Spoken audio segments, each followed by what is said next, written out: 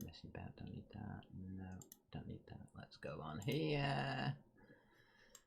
Let's get some music.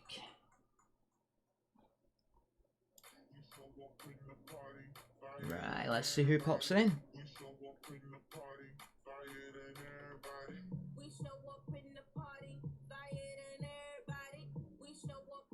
It's time to get my afternoon relaxation with a bit of coding and a bit of problem solving, hopefully a bit of chat and hopefully a bit of fun. You never know.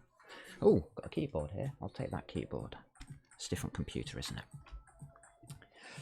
So, whilst people are turning up, I'll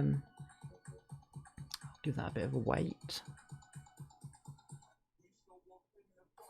Right, can't see what's going on there, so let me just do this.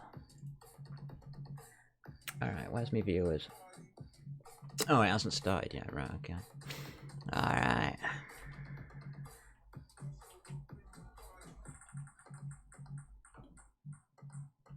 There we go, let's pop that on the screen. Seems to be a massive time delay on my screens here. Make sure that that's been...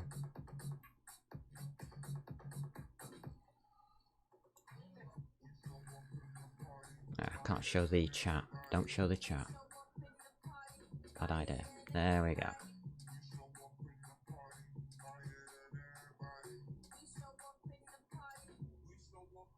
There we go. It's better.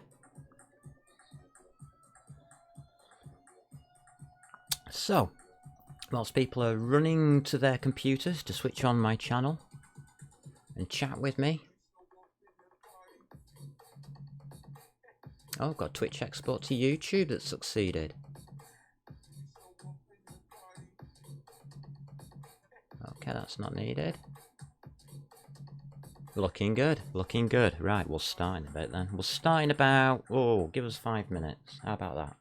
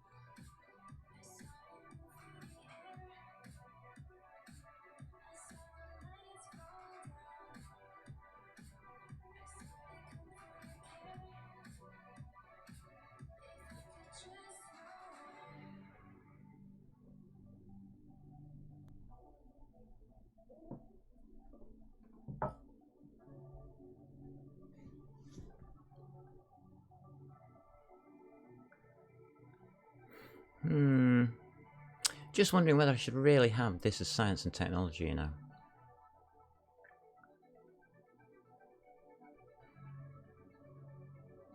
Ah, well.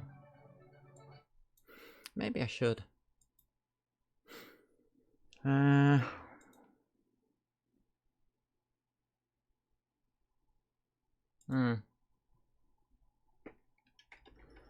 Let's try it out.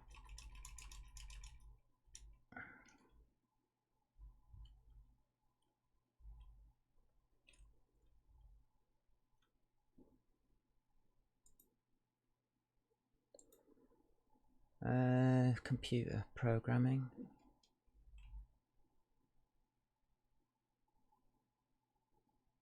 No. Not allowed to put that up. Programming. Am I allowed to have that one?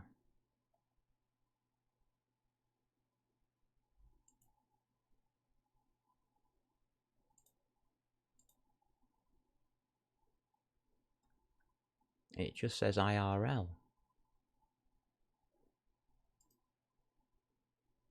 Yeah, it seems to have done it. Alright, I'll go with that. I'll go with that. Science and technology, just chatting. Not a problem. Get that off the top of my screen, will you? Thank you. Well, my name's Bladez, and welcome to the Computer Science and Technology Programming and Stuff session. This is, what, Wednesday afternoon, bit chilled. Might do some dance music for you, liven you up later. You never know what's going to happen on this channel. You can trust me on that. So, let's go to my capture card and see what we've got. Right, what is this that I've got in front of me? Good question. Good question. Let's just take a step back from what's on the screen.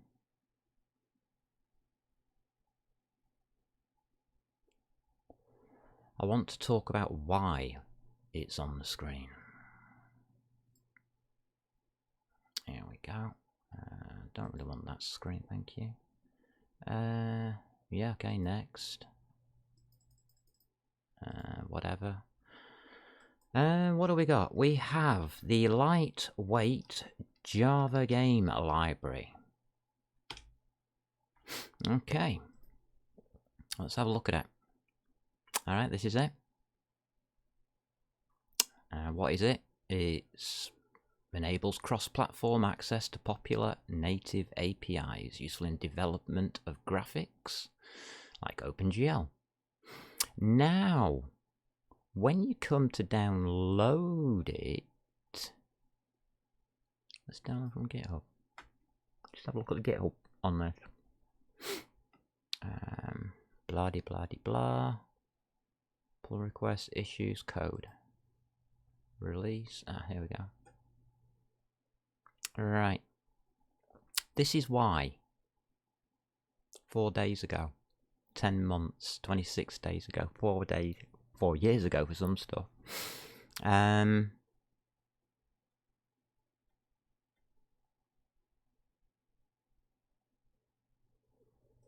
It looks active.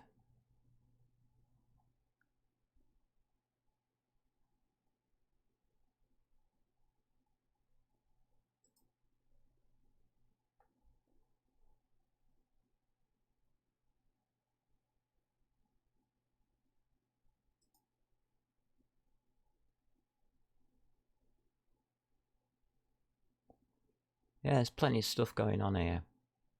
Up to about 4 years ago. And that's the key to this part of what I'm trying to get at.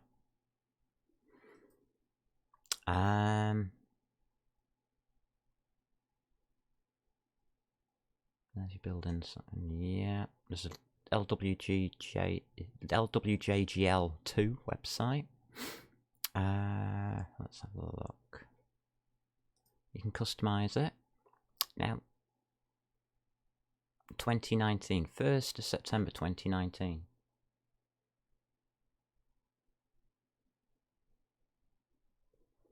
But what caught my eye was the nightly. I didn't download that, I just downloaded the release. I just clicked everything as I normally do and just downloaded line of 64 stuff. And then I unwrapped it, or should I say undid it. Close tab, please. I just popped it inside my ideas folder. Idea projects. I went into the lib, I made a lib folder, and I put the release 323 in here. So this is all the stuff in here that I downloaded, which does include JSON scripts. I think there's some source code in here as well. I'm not sure where, but I don't care. So that's my library. Then you fire up this IntelliJ IDEA, which is free, by the way. This is community edition. It's free.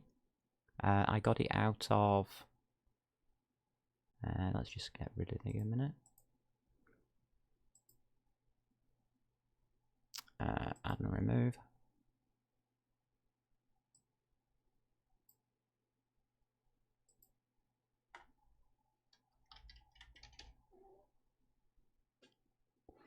IntelliJ IDEA Community Edition, completely free, and it's on the distro.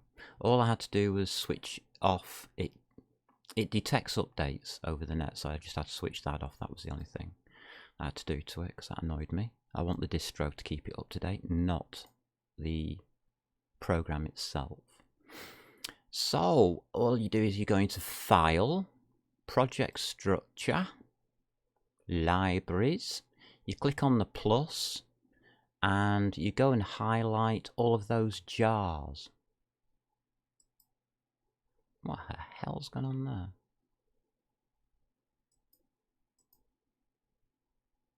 there?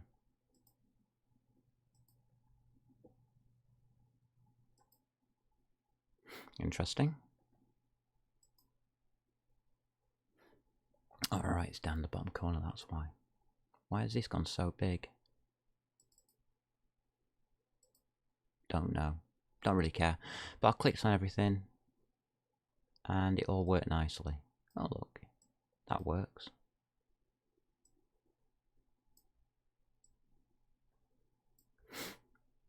So you click on the plus, Java.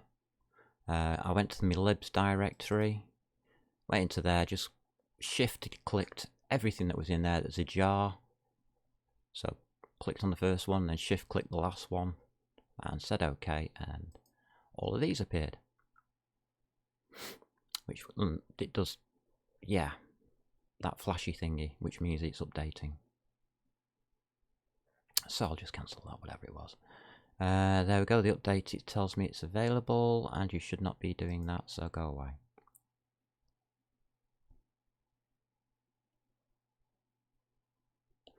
So we've got IntelliJ IDEA, and then I started throwing some code at it. As you can see, I made a few files, classes they call them in Java. Just a few. And I came over some interesting things. Because Java is... Why is main game loop not happy?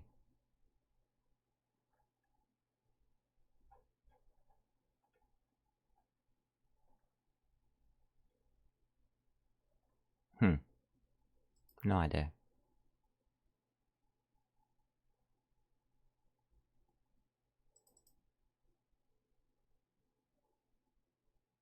Alright, I've deleted something by accident. Where in it? Control Z, Control Z, Control Z. Okay, we're fine. Let's just... So I started throwing some code at this. As you can see, OpenGL 4.6 works fine.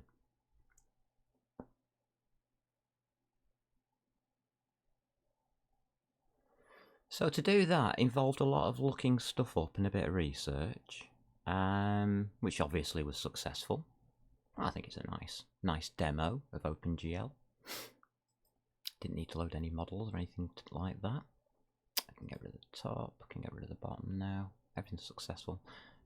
Build completed successfully in 1 second. Yeah, exactly. Something different for once. So, it's got to-dos as well.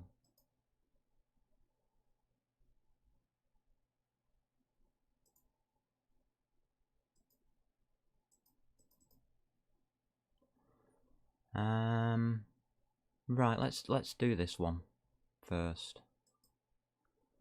And we'll just go through as we can. So let's get rid of the to-do and start cleaning this file up.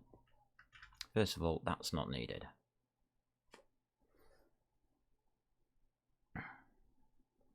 That was a test that was running on the inputs. And that was GLFW being used in the wrong place.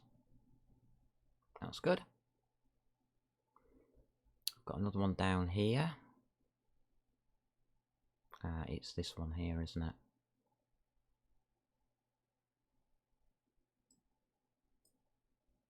Yeah, it's quite right. Don't really need that. There we go. A little green tick in the top right hand corner means the file's correct. Some things I don't like about this file is the way I've laid it out, but it'll do. It's just a square, a rectangle, using indices and a texture.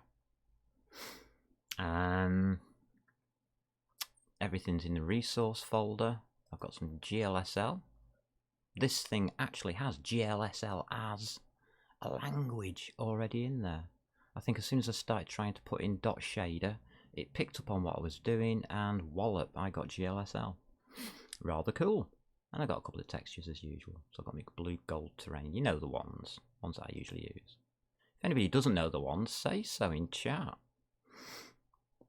Show you how to make them. Very difficult. I don't even think I can make them on here because I haven't even downloaded the programs yet. So, raw model. We load to a vertex array object. If you don't know what one of those is, please say. I'll explain anything you want. I'll just stop me and say, I want to know more about this, that, or the other. Okay, I'll get a texture called blue. It was in the textures there. Blue. If I change it to gold, guess what happens? I run it. Well, blow me down. It's a gold texture. And what else have we got here? Terrain. So if I change that to terrain, they're all PNGs, by the way. Press play. There you go. Spinning terrain tile. Cool. But I like blue. I like the blue one best. Matches my background. Right. So that's that.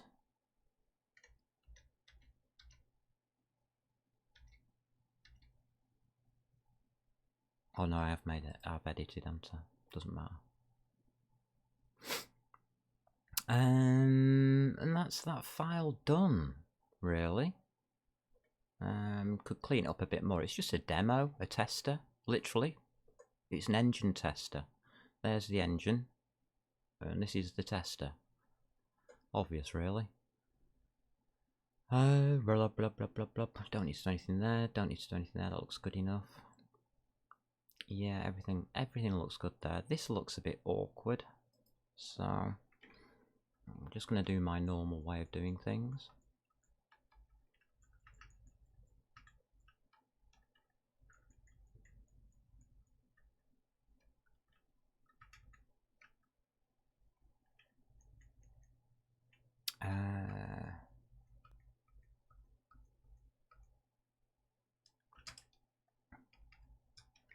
Loads. What's it load?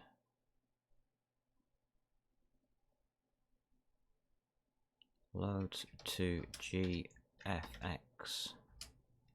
card. That's what it does. So that loads your indices, your vertices, and your textures to your graphics card. That's what raw model load to VAO means. The VAO, the vertex array object, is stored in raw model alongside a count. How many indices? So we can use GL draw elements, I think it uses that kind of information. Then we load a texture, which is this one here.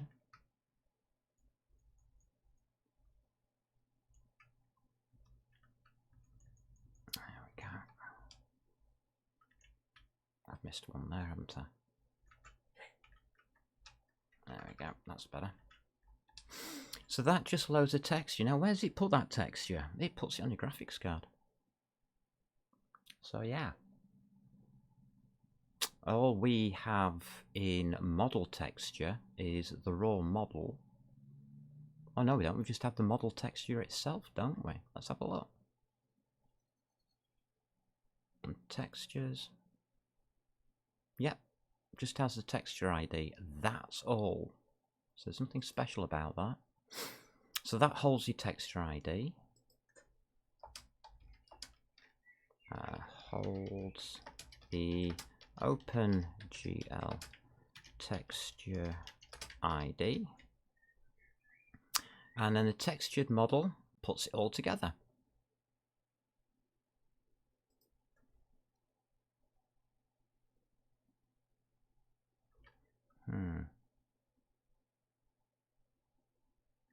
No, I'll keep it this way. I haven't decided on the equal sign yet, whether I should split those off. So, the entity is created from a texture model by giving it a position, rotation, and scale. So that's all that does. These are all wrappers. Just wrapping it up, all up, so that I can make different wrappers to create different things, I guess, really. Float factor, and then we've got a while. Render prepare. Yeah, okay. Have I used the top line on here? No, I haven't. I need to look into why I'm doing things one way and not the other, and a different way. This is some silly game logic that I've put together.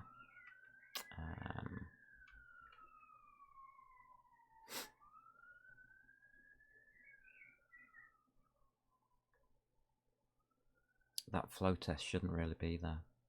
It should be at the top. Doesn't really matter, it could go outside of here.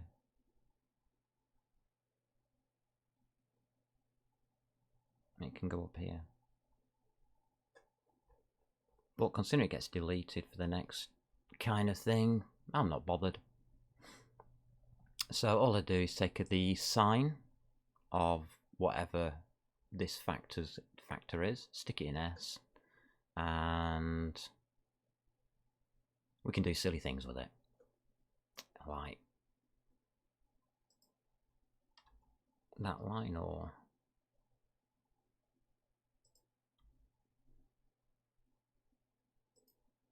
no, I'm not going to split that line down. I'll just keep it for now.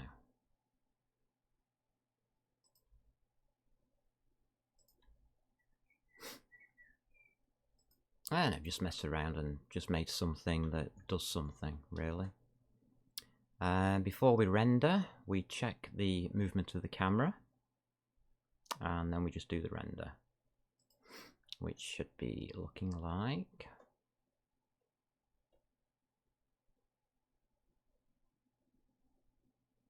Where's the game part gone? Alright, it's there, game logic. Render, start. Send the view matrix from the camera to the graphics card. Then we actually do the rendering.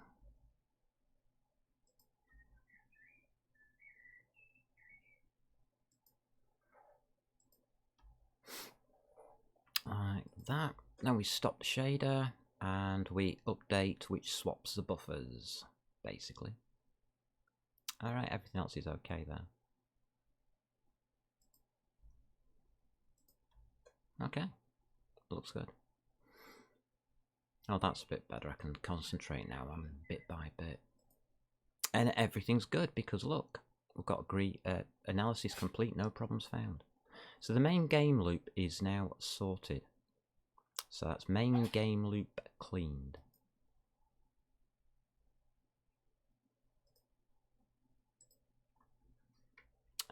Let's have a look. So I don't need to change that. That was ignored. Yeah.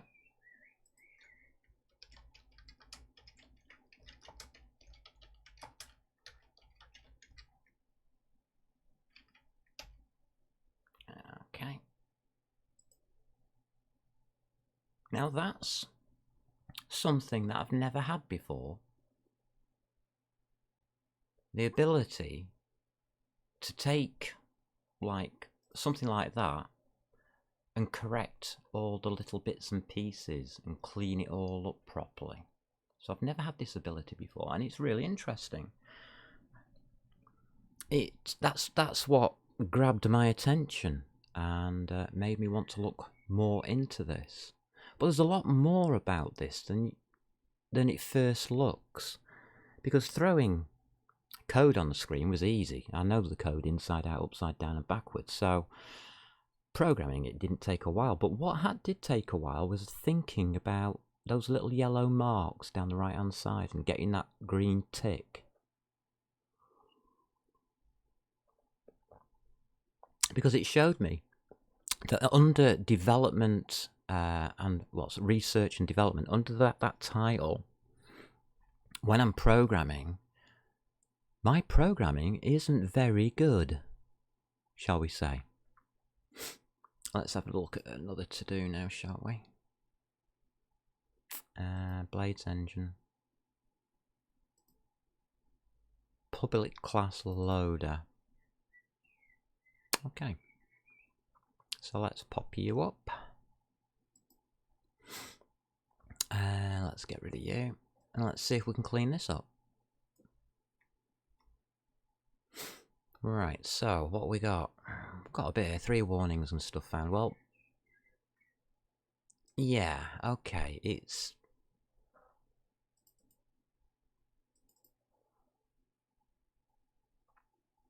Let's see. We'll just add it to the directory then, instead of having it as a typo. And I think I'll do the same with that one, because they are variable names. It prefers to have variable names in English. So that's that sorted. What else have we got now?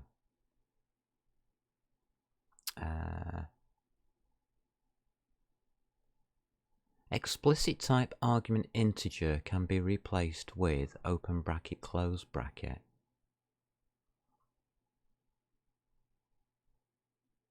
Why would that be good?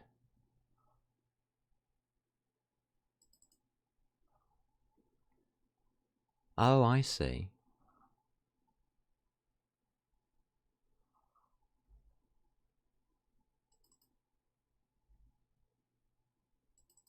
So is that what you're telling me? Well, no. That's now an error. Didn't make sense.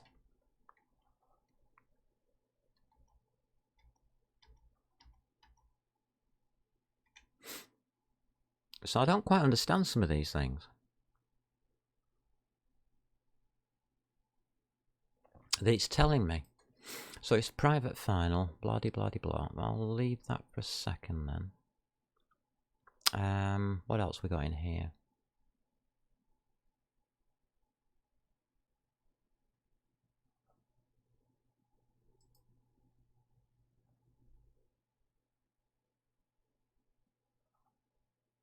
Maybe it means these.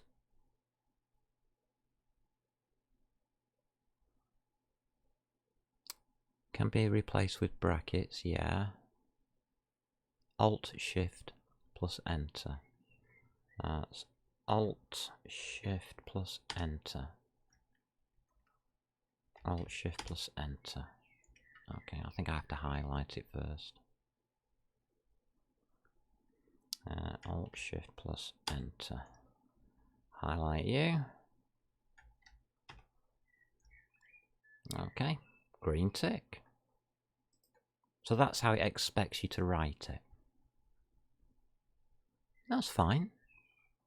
Now I can go down and work out everything else. So how is everybody doing today? Is everybody okay? Are we doing alright?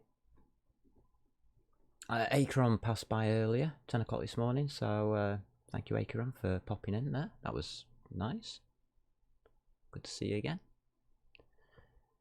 This screen doesn't tell me anything.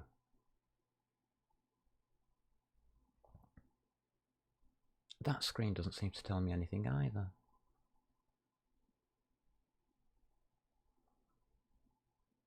None of my screens seem to tell me anything. That's interesting.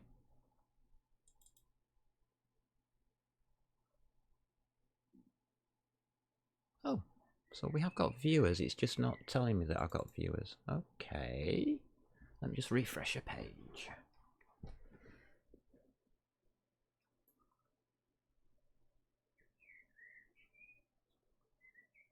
Here we go. There we are. Right, that's better. Now it says viewers. Okay. Magic. All I had to do was refresh something.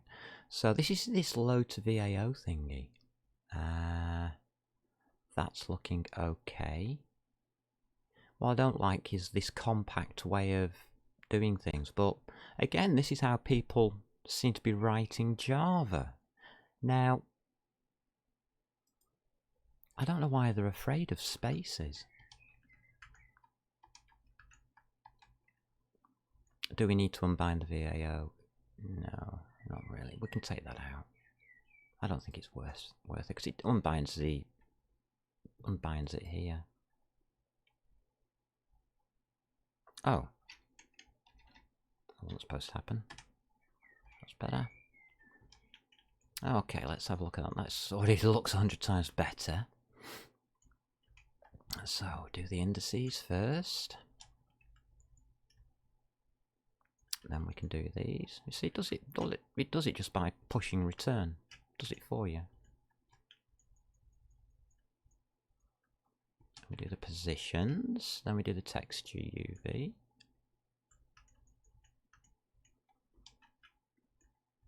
And it helps if you put numbers in, like magic numbers, it tells you what they are, which is also good.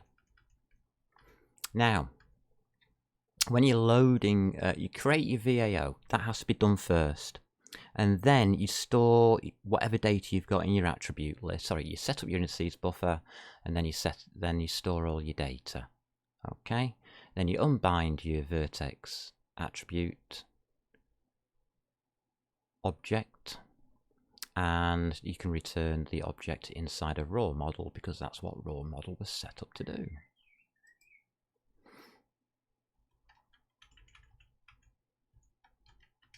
And we may as well do that the same way, in the same style as everything else.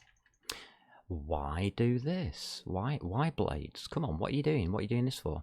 I mean, in the past, I haven't really explained it too well, but I think people know that the right-hand side is for remarks. You're supposed to put notes up about all of this. For instance, this thing here.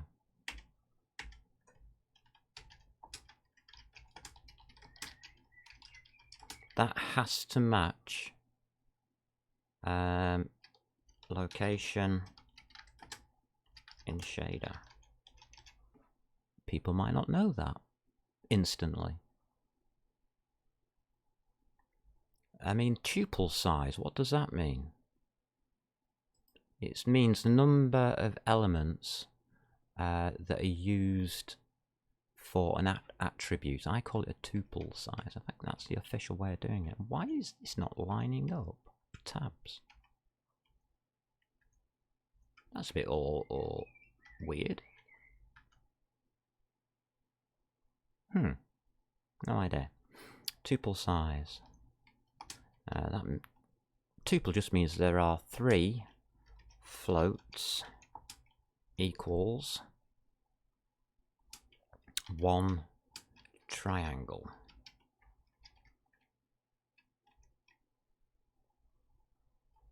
Okay. Whereas a tuple size on the textures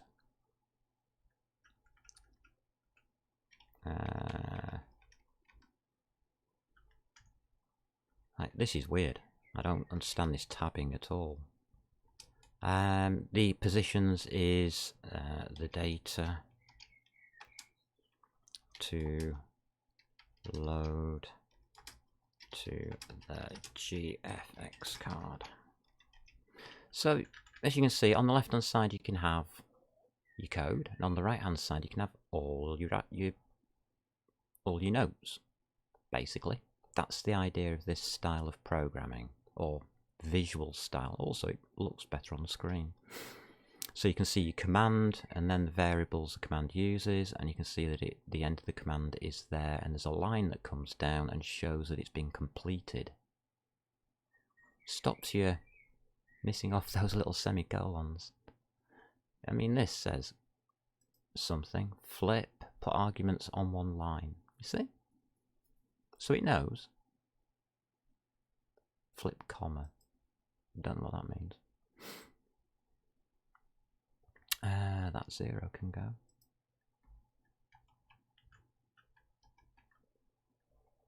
That really needs a bit of explanation. Binding 0 equals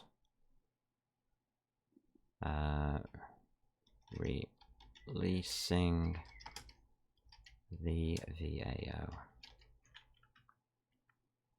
Okay, because it gets bound here. Create VAO.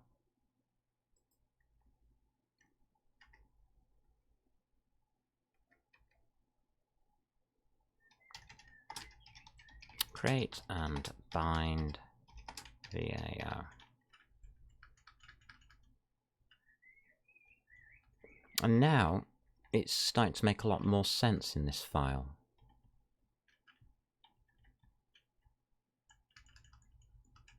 Yep, that's about right.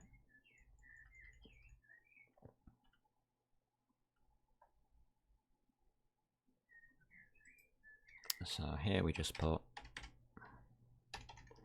return the OpenGL handle.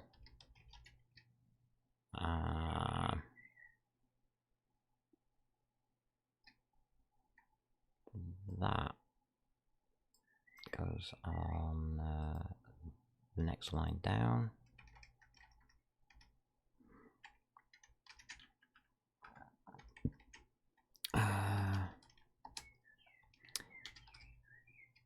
Index count is used to draw to render with.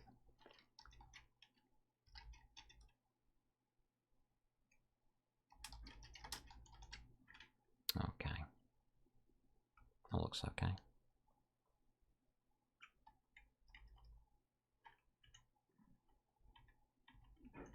I haven't got me distancing. I'm not into it yet. I haven't got me distancing. Once you get your distancing right and it starts looking correct, then you know you've got it right. Okay.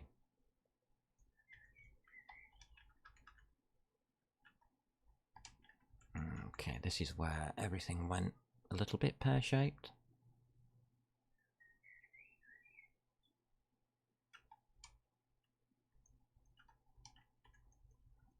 So this try-catchy thingy.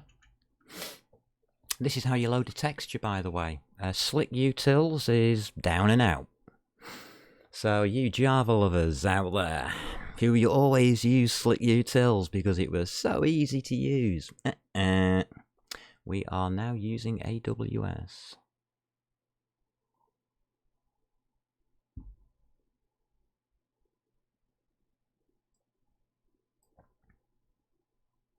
sorry, AWT Aut image, buffered image.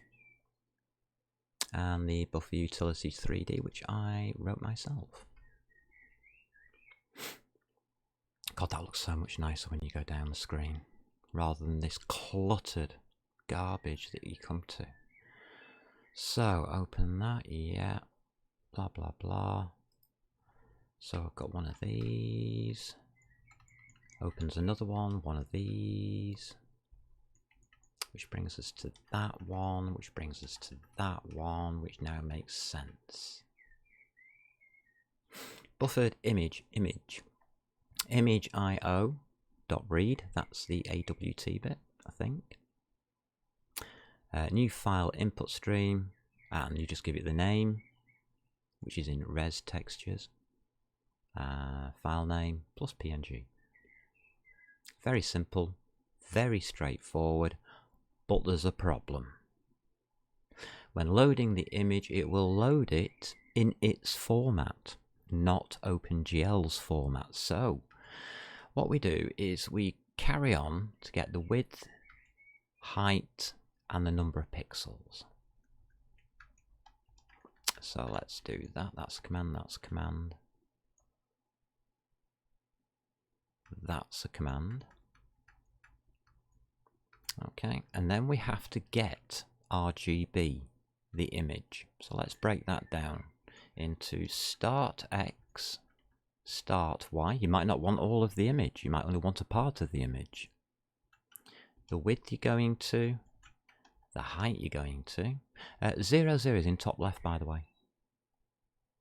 Yeah. Fun. In OpenGL. I don't know what it is in this coordinate system, but we're about to find out. And then we give it the width again there.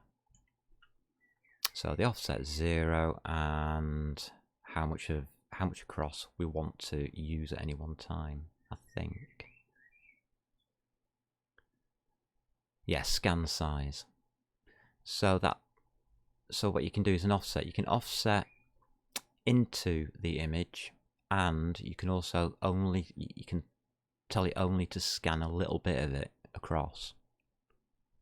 That is the full width, I believe, of the image and the height of the image. Yeah, it is. The place where it's going to is the RGB array, which is pixels. So that there.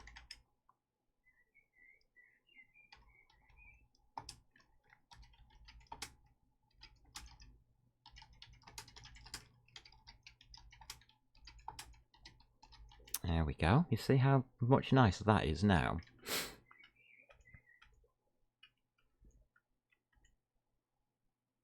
So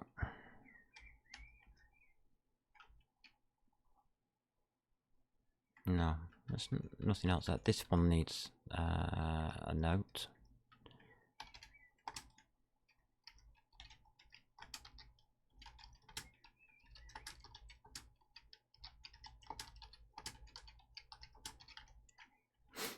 Okay.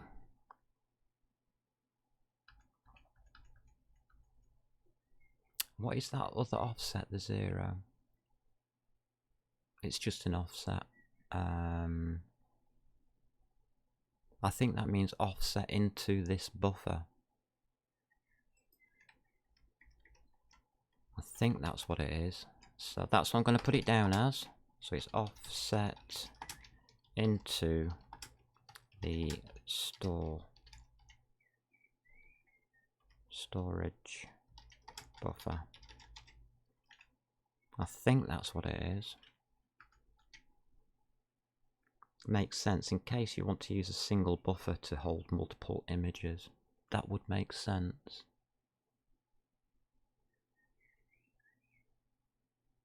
Yeah.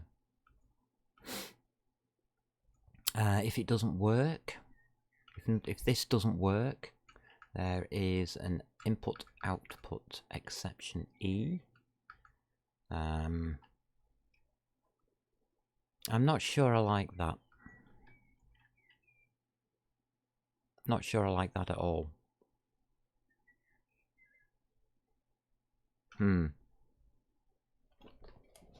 that could be better, because that's just going to print a stack trace to the screen. It's not going to stop the program. We could exit the program there.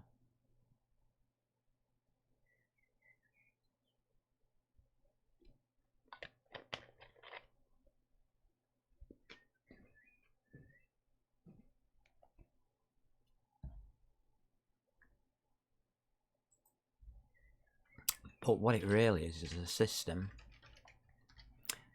dot error dot print line. I always start with error.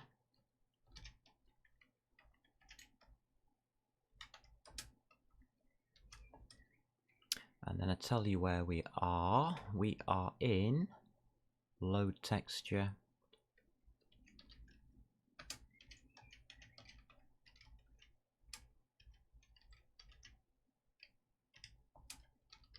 On file. Space plus file name. There we go. At least give ourselves some information. I mean, that's what it's for. And we can test that quite easily by changing that to red. Run. There you go. As you can see, we get a black, no texture, but load texture failed on file red. And it tells you here, load texture, where. So it tells you just above where it is, and that's my, I know this is my message because I always put error like that at the beginning of my messages. Alrighty, so we know that how that error has occurred. And the background isn't black because when an error does occur, as you can see, it just uses black as default for a texture that doesn't work. So if you've got a black background, you can't see this. That's why I always put a bit of colour in the background. In this case, it's a purpley blue that I found. Very nice one. If you want, do you want the numbers for that? It goes on a GL clear colour. My GL clear colours are always in the display. There it is. It's red 0.05, green 0.02, blue 0.1, alpha 1. I'm not sure that it should be an alpha of 1. That's something else that's been bothering me. When you're clearing a colour, should it be a solid colour? I don't think so. I think it should be a transparent colour. What happens if I do that? Except for this error. Alright, so it still puts the colour in the background, but it's now got transparency added. Now I wonder what happens if I initialize GL blend on that.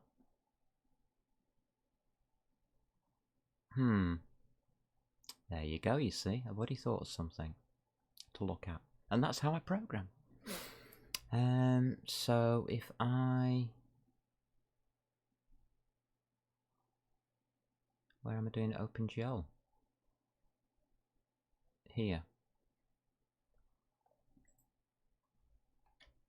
So again, it'll be GL11 dot GL enable, and it will be GL blend.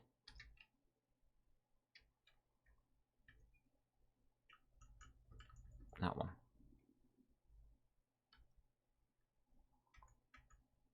We can define the blending as well. I think we should do. But for the life of me, I can't remember what it is. Does it work just by itself under defaults or not? I don't know. Can we put a... doofry back.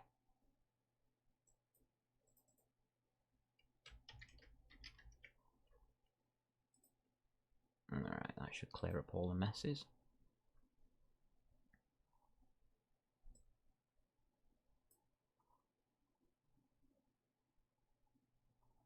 I mean, there's no alpha on this, so I can't tell if the blending's working, so that's going to have to be tested. Alrighty.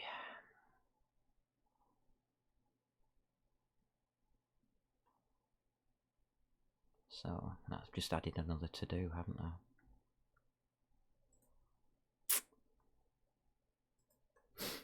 So here,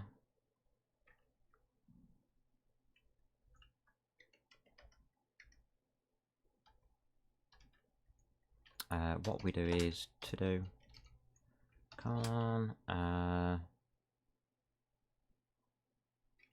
instruct OpenGL on how we want our blending to look. There we go. That's a to-do. This file's already got a tick. I think I've been through most of it, but we were doing the loader, weren't we? I haven't done all of them. We'll come back to you. Where am I now? The loader. That was a display manager. So these three I want to do first. The loader. Right. So I got sidetracked. That's usually good.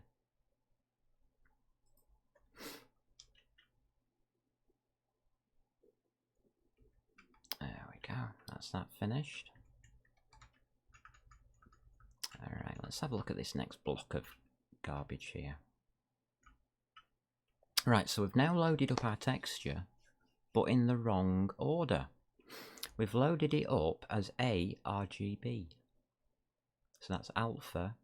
Sorry, that's blue, green, red, alpha. The buffers are always read backwards like a stack. Stack pops everything out backwards. In fact, that's exactly how he reads it, but anyway, we won't go into that right now. So let's just separate that. And what we're doing now is width times height here, data equals, so this is where we're going to place our data. So I can do that one already. Final destination for our data is called data. And then we do this little bit of wonderful stuff here. We're doing some bit shifting. And all you do for bit shifting is shift it over. That's the stencil. And that's the bit shift. Mask, sorry.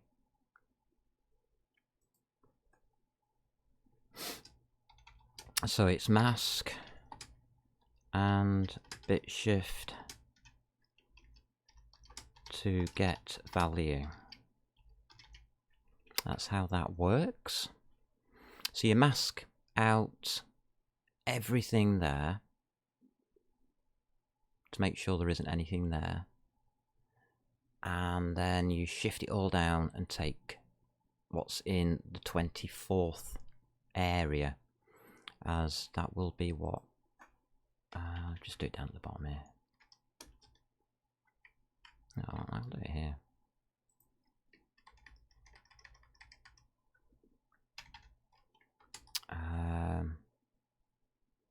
So what is this? It's not a byte buffer, it's word buffer.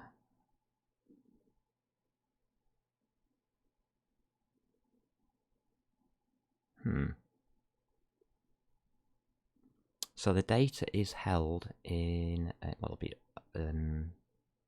what is it? 0, 1, 2, 4, 8, 16, 32. That's how binary works. You get 1 0 1 1 0 0 1, and we're up to 24 there for some reason. Bit weird. Yeah, that's right though. So B is in 0.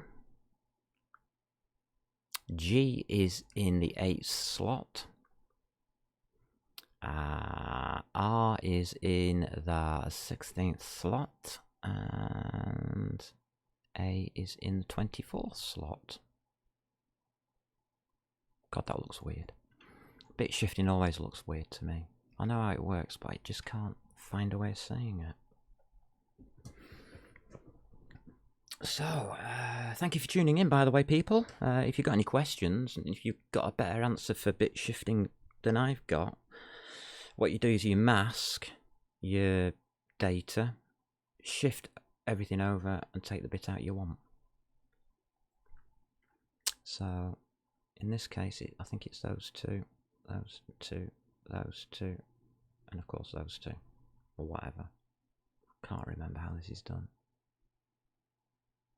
It's been so long since I used masks.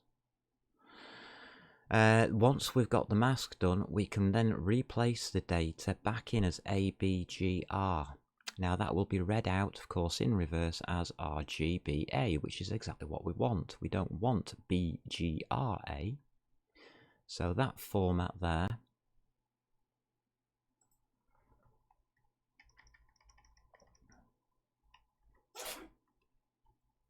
what I would do here is put in that our pixels loaded in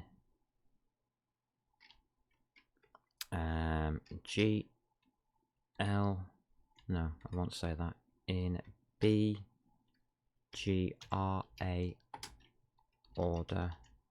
So we need to rebuffer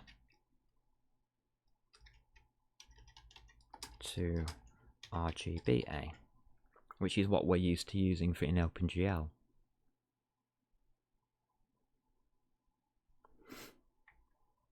And my typing all of a sudden went bad there. It doesn't know what BGRA is.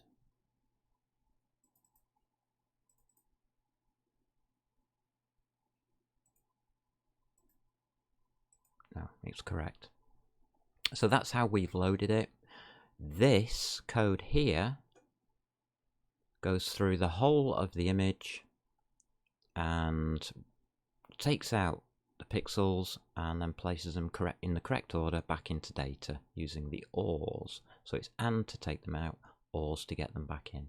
You OR them back together in the order that we need. Lovely.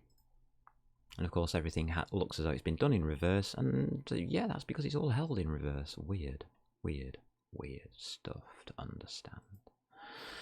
Right, so now we can bind it using OpenGL and start setting some information about it.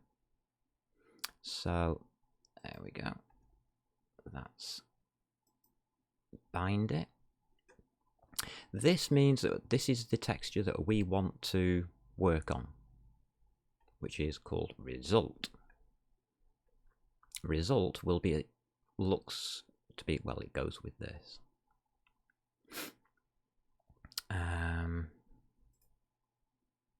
These are all awkward things here. So I want to split these down. Why is GL keep highlighting like that? Don't like it doing that. Never mind. It highlights it because I've got me cursor near it. It's not because there are errors or anything. There we go. So what we're doing is we're introducing texture parameters for texture 2Ds. So first of all, the minification filter, as things go away from you, it gets smaller. So please fit our texture to the nearest pixel that you can. That's what it says. That's all it means. It looks silly, but that's all it means. So that's what we're working on, and this is what we're doing here. This is the magnification filter. As things get larger, can you please put pixels to the nearest again? You can have different ideas. You can have linear, so that pixels are just lost. It just throws pixels away. It doesn't try and do anything with them. If they don't fit, they get thrown away. Yeah, that's a viable option. So this one is now setting up, putting everything together, shall we say. This is funny, because I'm going to tell you what I heard on one of my research investigations, or what I saw on one of my research investigations. And it was about this command, right? Did we actually need to convert it? The answer is no, we didn't, but we do. In this case. Because this line and this line look the same. And they are the same. GL, RGBA. And the reason we had to convert it is, okay, we loaded it up in BGRA.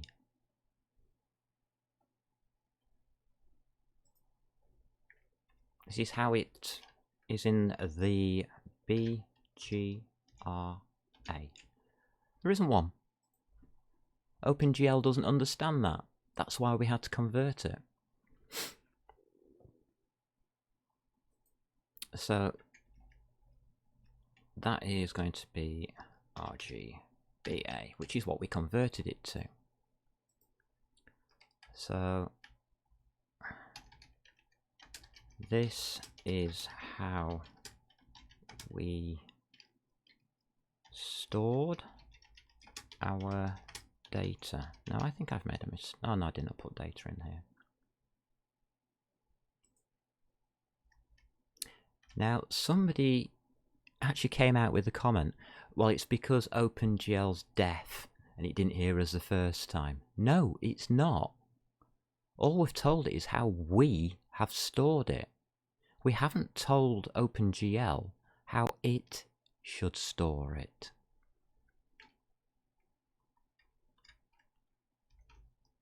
So this is how OpenGL, and I think it's a hint. I don't think it's an instruction. How OpenGL should store it. I'm going to say, because I'm not overly certain whether it's a hint or not. And that's how we want the data to be used. This is the data itself, which can't be passed in straight off. We actually have to create an int buffer to do it.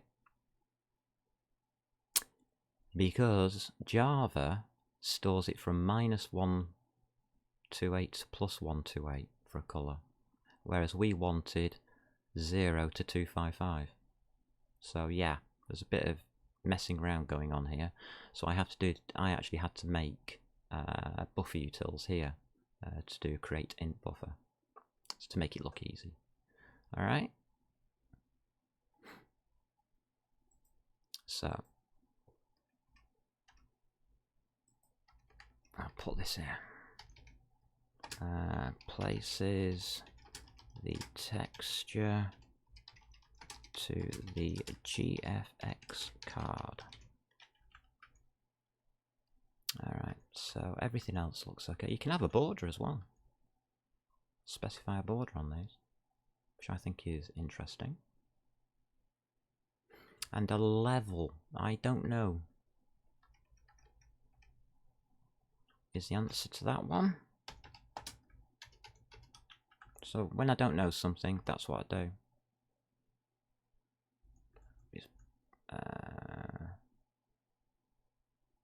So yeah, that took 3 buffers to do. It took the file buffer, a conversion buffer, and then finally an int buffer.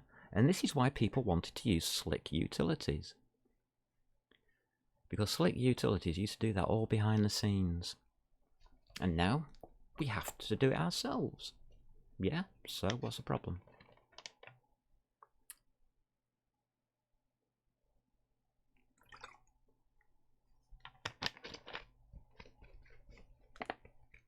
You can have 3D textures if you're wondering about that 2D there. But this is a 2D texture, see, it's just a PNG file. Alright, let's split this one down. What does it do?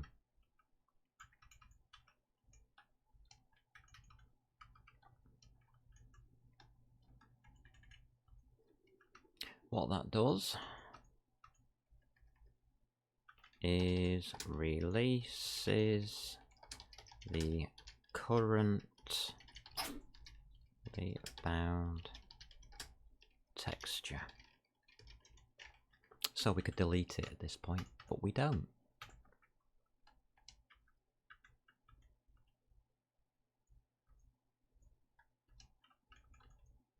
It's still in memory. At that point there, it's still in memory, but it's also on your graphics card. So what are we going to do with it? Do we actually do anything with this? Well, nothing up there. What about downwards? Yeah, okay. Can't see up in there. Put more screen up. That's the cleanup here. That's where you delete your textures, but that's deleting it off the graphics card. That's how you delete it from the graphics card. We'll get to that in a sec. How do we delete the image from our memory? Well, let's have a look at pixels, shall we? Oh, look. It's within scope.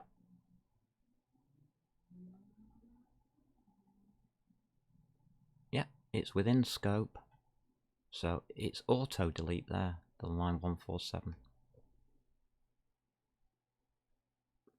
So the image that we had in our CPU memory gets deleted there just after we return the result, which is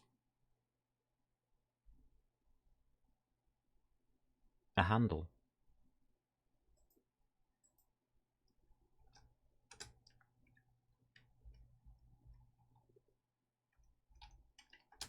Return text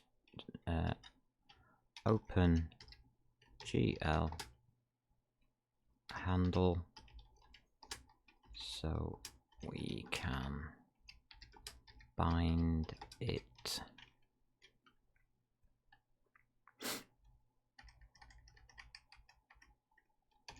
when needed.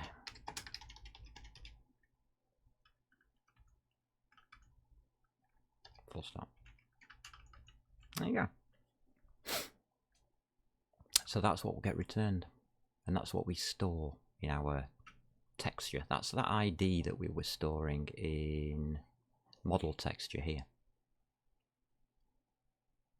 So that holds that. On the cleanup,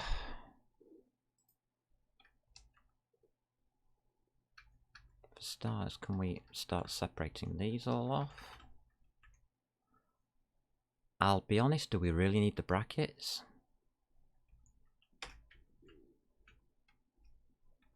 No.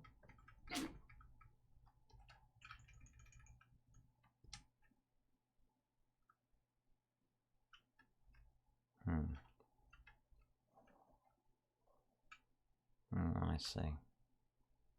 Better to keep the brackets then. That closes that off. Alright, fair enough, I'll keep the brackets. They're not needed. Officially. But it makes it look more complete when it's in this kind of order. Right, all that does is delete your vertex arrays, your vertex buffer objects, and your textures. That's all that's doing. Because we store them. That's what this is.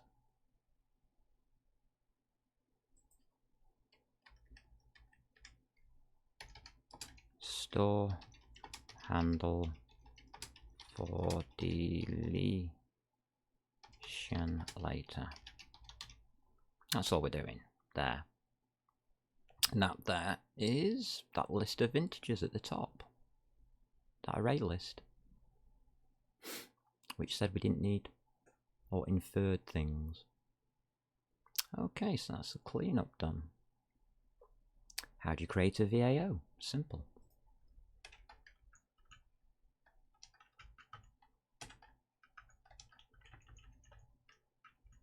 That line's okay. Again, we're storing it.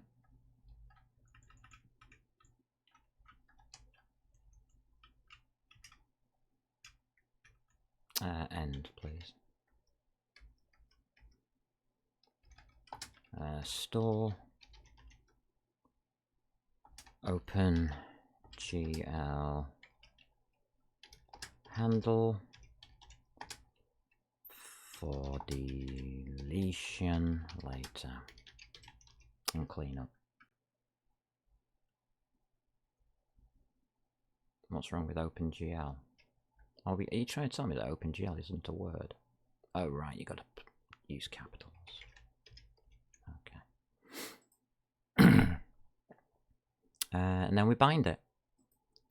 Once a VAO is bound, it will record like a macro and store this like a macro recording on your graphics card. And that's all the VAO does. It just makes it's a macro of what you do next, which is usually here, these two functions. So storing attributes and binding your indices. So it records everything that you're doing in these two functions, really. Or, well, actually just this function. I don't think it really looks at this one, to be quite honest with you. I don't think it cares. But it makes a note of where the indices buffer is on the graphics card. I know that. So it's metadata. That's what it does. It creates metadata upon your graphics card so that it can find which buffers you are using when you bind VAOID in future. Makes rendering a lot easier than it used to be. Trust me. It used to be line by line, garbage by garbage, every single vertex. We used to just set up blitters where we'd just scan across the TV and just throw the pixels at the screen. All the depth buffer stuff came later. I mean, in the beginning we didn't have that.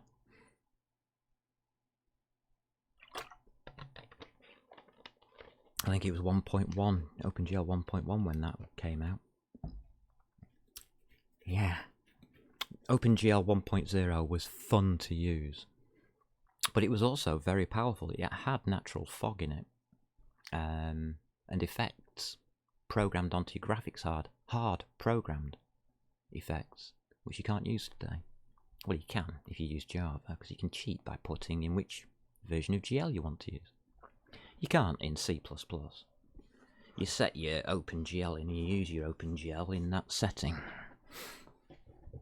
And that's it. Get it wrong and it complains like hell.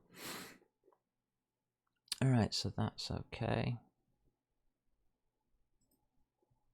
So, let's say binds the VAO which now records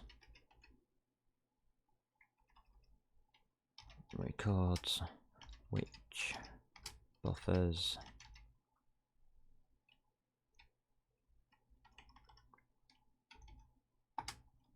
to use as you create them. I don't like buffers. It's VBOs.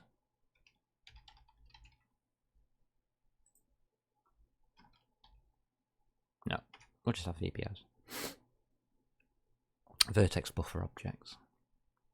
I'm using vertex array object, vertex buffer object. Right, so how do we make a vertex buffer object? Gen buffers. is the answer. Let's just give these, and as you can see I've been pulling lines out of this code, so I think this is a final version. Enable vertex attrib array. A lot of people will put that in the renderer. You don't need to. The VAO will record it here if you allow it. Okay. And I couldn't understand why I had GL bind buffer twice. May as well put it at the top. So that line can go. The float buffer utils create float buffer data, store data. That was some utilities that I originally created here at the bottom. They went in and have been transferred to buffer utils 3D. So that was the unbind, which just did one line. Why have a function that does one line? Can't understand that. So I deleted that one. And they were deleted, which means that and that can be deleted. And then all of a sudden, it doesn't seem scary. So your VAO is going to record that, well, that says, hey, VAO, start recording. We just add it so it can be deleted later. We bind the buffer, so the VAO records that thing first as metadata.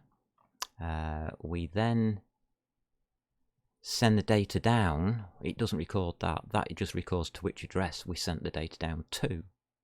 So the address on the graphics card where the data went. So it records that.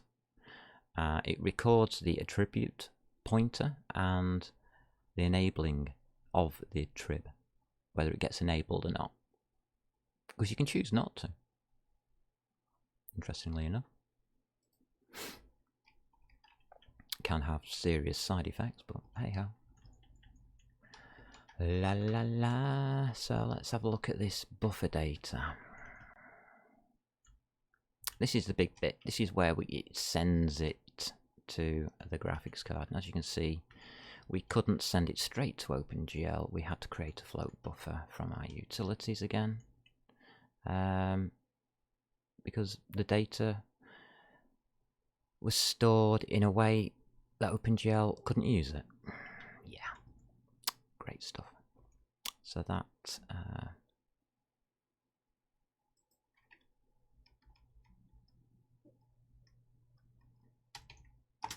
send data to GFX card. That's what that does. Every time I go through a file, I'll just add more notes. As I learn more about the file, I just add more notes, but I know most of this stuff already. This is interesting, this pointer.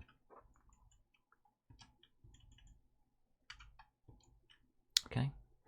So what the attribute pointer, or what we are telling OpenGL, is an attribute is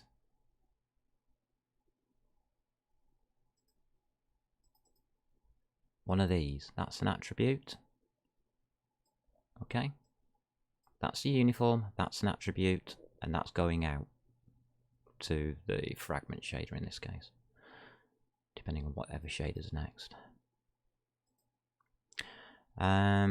So the attribute number we put in, the tuple size, 3 floats or 2 UVs for UV for textures. We tell them that the GL floats. We don't want them normalized, which will take any vector and make it the length 1. We don't want that to happen here. We might want it on normals, but we can do that inside. We do it inside the vertex shader anyway for safety. We always do it. The stride, if you have one buffer that contains multiple data, you may have to go for like position, skip color, skip the texture UV, then the next bit of data. So you have a stride number in there to make that stride from the beginning of one lot of data to the beginning of the next lot of data to the beginning of the next lot of data. And the stride is a number of bytes that you have to skip to get to the data. It means that you can put everything in one big massive float buffer, I suppose, which personally I don't do. And the pointer is the offset, in case you're doing the first positions might be first in the buffer, then colour, so you might want to offset by the positions to start before you start your striding down. So that's what that last one is, in case you need it. Why anybody would go to that complexity, I'll never know. And that just enables it. So as it's been recorded by the VAO, as soon as you bind the VAO in the renderer, it will enable the vertex attribute automatically. And when you unbind, it will unbind the vertex attrib array automatically. So you don't need that in your renderer. And I see it in too many people's renderers.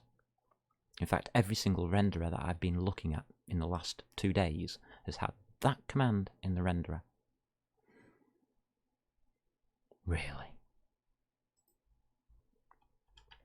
There's also something else about this file which really irks me. I mean, the indices buffer is the easiest buffer to do. I don't even need to do that, do I? I can just take these lines out now. Yeah, I moved the bind buffer. Did that differently. I did that line there differently, and that's what we're left with. Yeah. You generate the buffer, but it's an element array buffer, which means it can only have positive numbers in of 1 element each. Can it have negative numbers in? No, I doubt it. I think it's supposed to be unsigned, as we're about to find out. And it's the VBO, the vertex buffer object, that we place our index in. I didn't want to do that. I wanted to do that.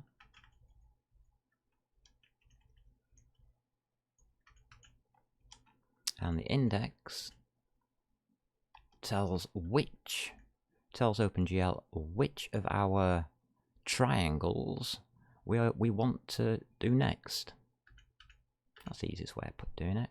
And it indexes the triangle and the texture together.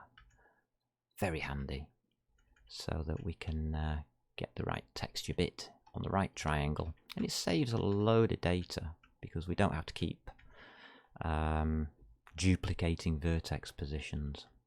We can index them instead, so that one vertex may be used for multiple faces. Saves a lot of data space. It didn't GL buffer data, yeah, that's right. Okay, that sends your indexes to the card. And in the renderer, we tell it, we lie to our graphics card and tell it that they're probably unsigned bytes or something.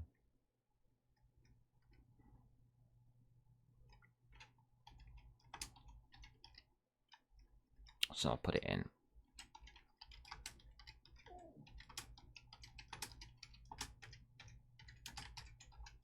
Just so people know where to look, if that's what they're looking at. If they think their indexes aren't being placed on the graphics card correctly, look here. And don't need that space. Yep, that's right. And we've done the whole file. That is very close to a final file. Okay, yeah. So everything has meaning in this file now, and a use.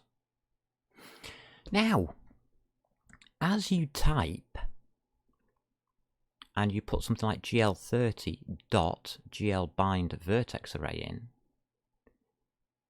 it automatically imports this IDE automatically imports for me OpenGL GL30. Now what I want to know is, hold on a minute, let's just run the program. Question. My computer's got 4.6. This is a potato computer using a very, very old graphics card, and it's still got 4.6. It's still using OpenGL 4.6. Okay? Does the escape key work? Well, it did, but it was exit code 1.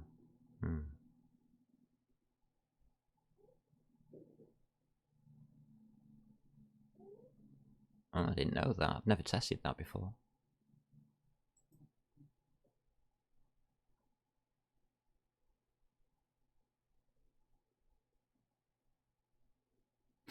Well, it shouldn't be working.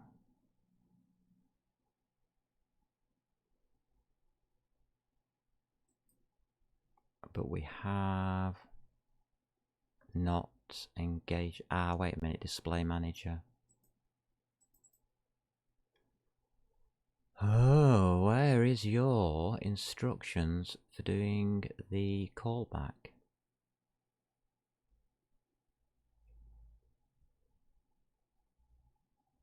Return not should close window. That's correct.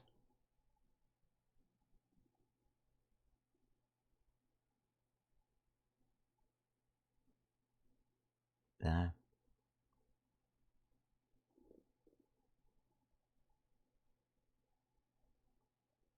I haven't got those 2 lines in it.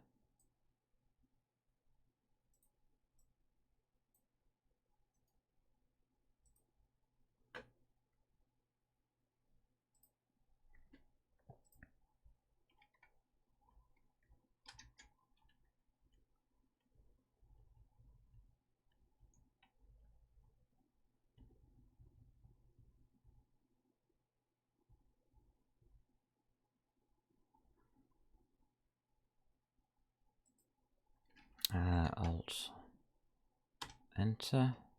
See how it puts stuff in?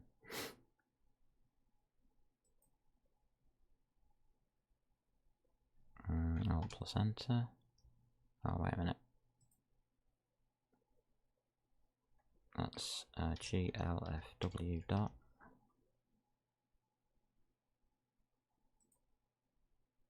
Okay.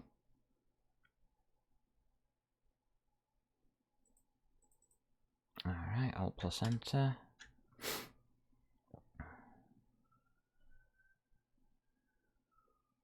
And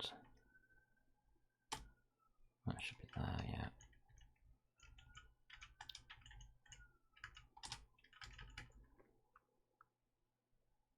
Is that viable?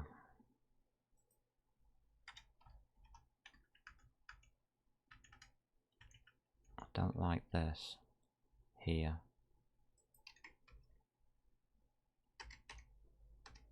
I want that there.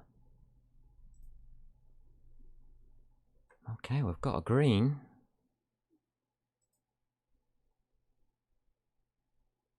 So it'll all run. What about the escape key now?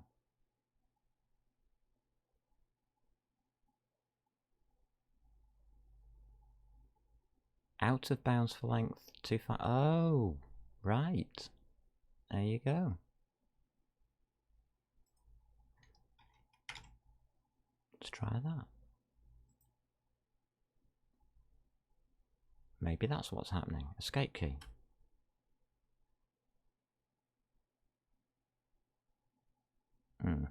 Okay. 1, 2, 4. There's no reason why I can't have that.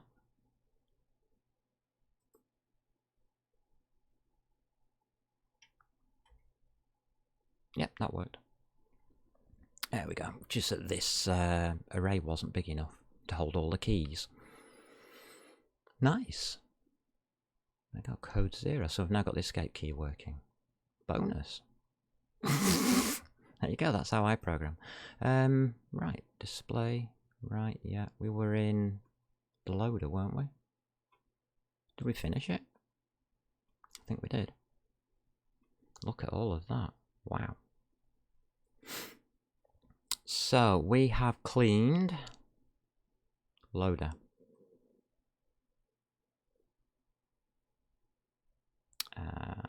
means we can just do this.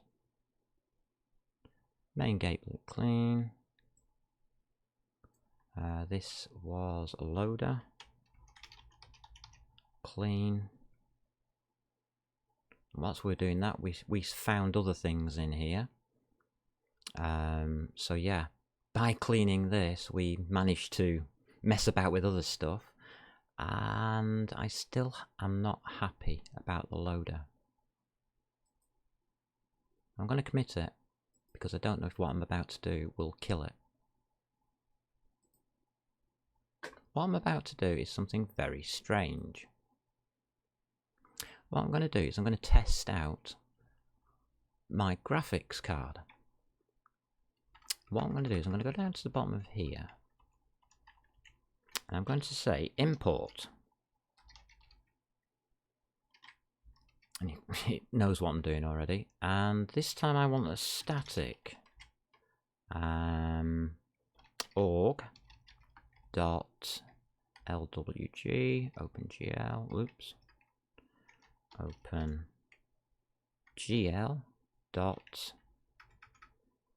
GL4. So it's going to be shift GL. Okay. Do we have 46 in here? That's what I've got. We do. We have 46 and we have 46C. So I'm going to put in 46. I mean, 46C just means 46 core. But I want the whole of it. So I want that one. Tab. And it puts a dot there for some reason.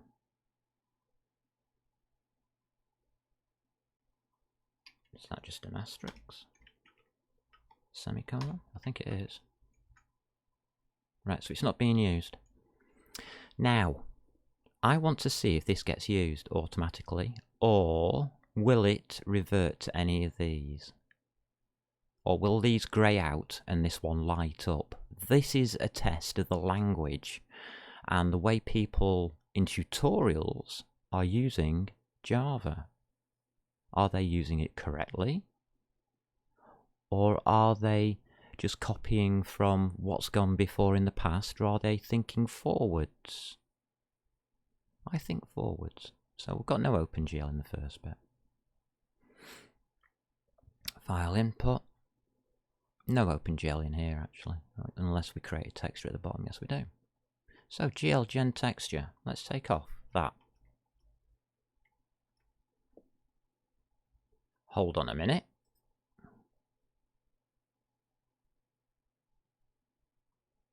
Let's have a look back at the top of the screen. It's lit up. So by making it a static import, what it means is you don't need to put GL46 dot in front of everything. It'll do that for you automatically. And as you can see, package, it comes up there. So that means that when you write your OpenGL, it's a lot easier to write for starters because you don't need all of this stupidity in front of it. So what I'm going to do is I'm going to carry on doing this. Does GL bind texture exist in 4.6? Oh yes, so it does. I don't need to use 1.1 for that. Do I need to use 1.1 for this? No, I don't. Do I need to use GL 1.1 for this? OpenGL 1.1? No, I don't. Do I need to use it for this? Oh look, OpenGL 4.6 has these commands in it. Isn't that unusual? You wouldn't have thought that, would you, the way people insist on putting this or using OpenGL 11 like Muppets. Let's see if that breaks our program. Because it's a texture I've just altered. Not in the slightest. It's still telling me I'm using 4.6 there. But in my program, I am now also using OpenGL 4.6. If it wants to convert it to OpenGL 11, it can. I don't care. What I'm going to do is all of these now slash slash ching slash slash ching slash slash ching slash slash ching. Okay. Tons of errors. Oh, there's a bind. No problem. We've got it. We've got it. We've got it sorted, mateys. I was wondering why all the tutorials were doing this. Because look at the awkwardness and the simplicity it now becomes when you can just use OpenGL naturally without having to worry where it's coming from or which package should you import. Well, so far we haven't created any errors. We've fixed a lot, but we've not created any.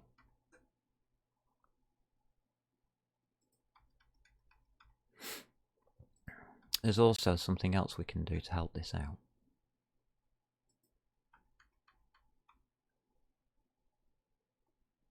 There's a window hint for it as well. Look at how many times I had to do this stupidity of trying to work out which OpenGL had what instruction in. Who cares? We've got 4.6. Hope it works. Otherwise I'm reloading this file.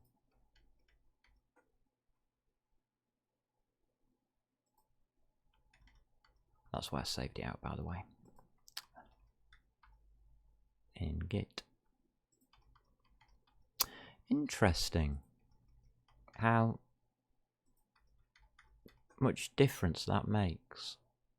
Not just to your ability to put more GL commands in there, but to your ability to use OpenGL in a meaningful way without all of these dots everywhere telling you that, oh, it comes from this OpenGL. Doesn't matter.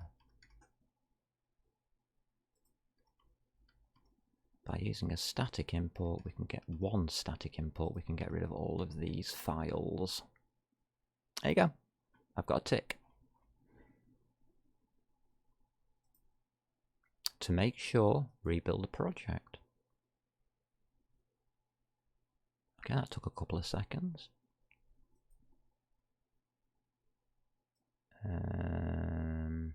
Nothing wrong with this program. So why do people program in Java that way? I don't understand. I've now replaced 1, 2, 3, 4 imports. Just like that.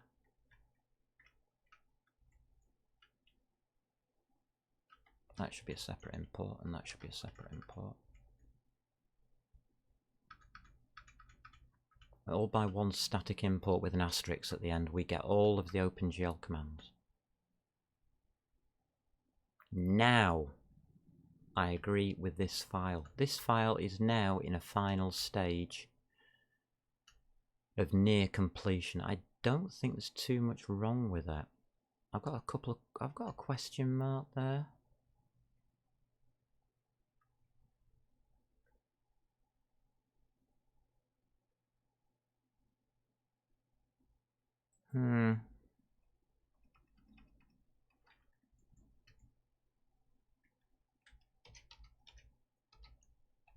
Flag it.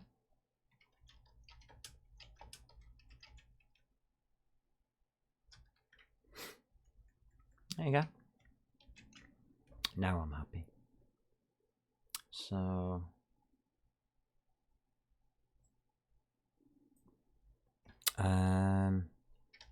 changed to use OpenGL 4.6. But I haven't done that for the window. And you should.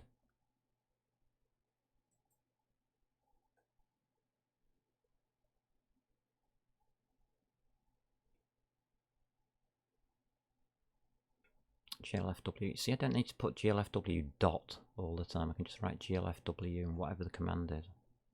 Right, let's have a look here. I think it's here. GL FW.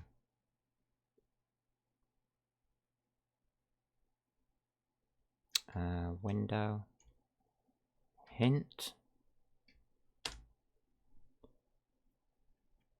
int hint. So it'll be GLFW major minor. It's not major.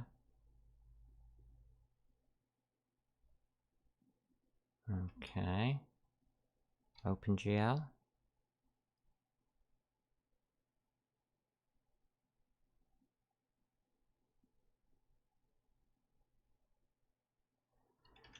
Any profile.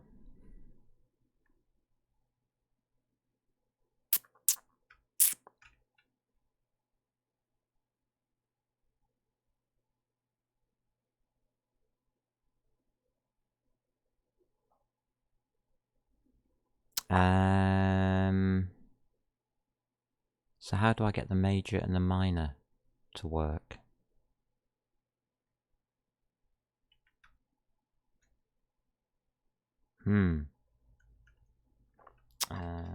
Major.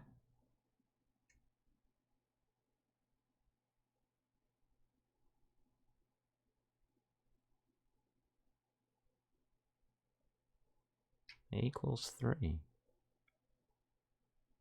What about minor?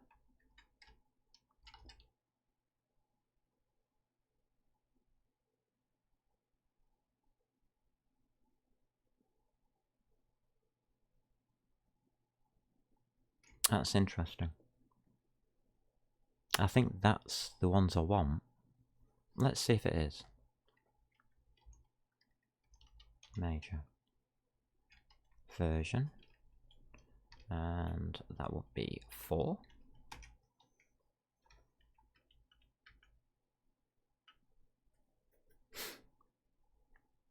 GLFW, GLFW window hint. Ask Google. GLFW window hint.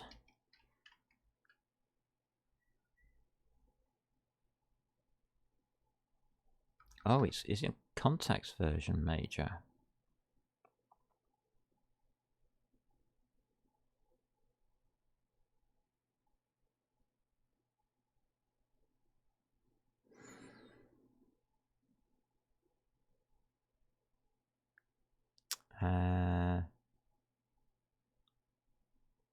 Is it that one?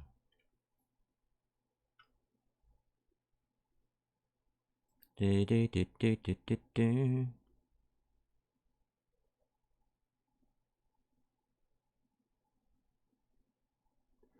Two components of a single version number separated by a dot. 4.3 is major version, 4 minor version, yes, and so on. The results of your sample code indicate that your computer probably doesn't support OpenGL 4.x contexts.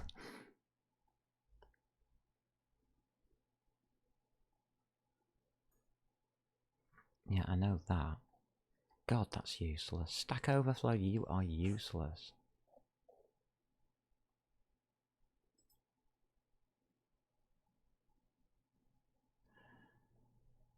Ah.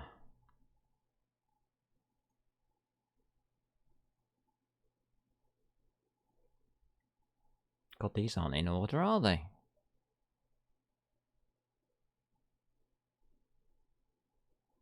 I know it's a hint.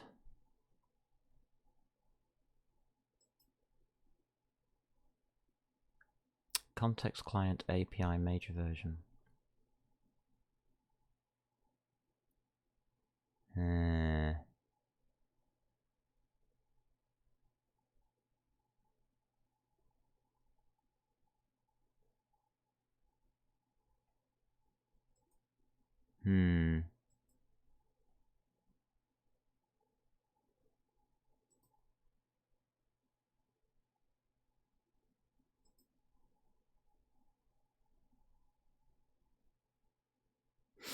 by default, the OpenGL context creates may have any version. You can require a minimum OpenGL version by setting the context version major. So we want 4.6 GLF context version. Okay, let's try that.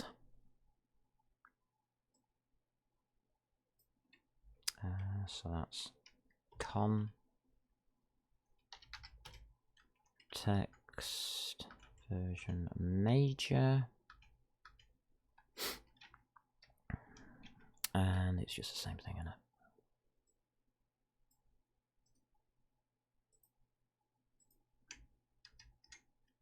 Context version minor, and that's 6. Alright, there's that we can add.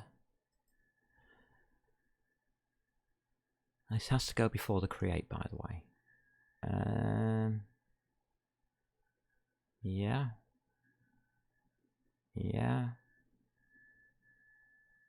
Done that.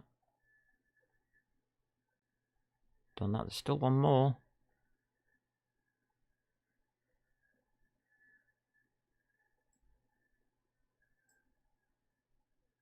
Okay. Just missed one.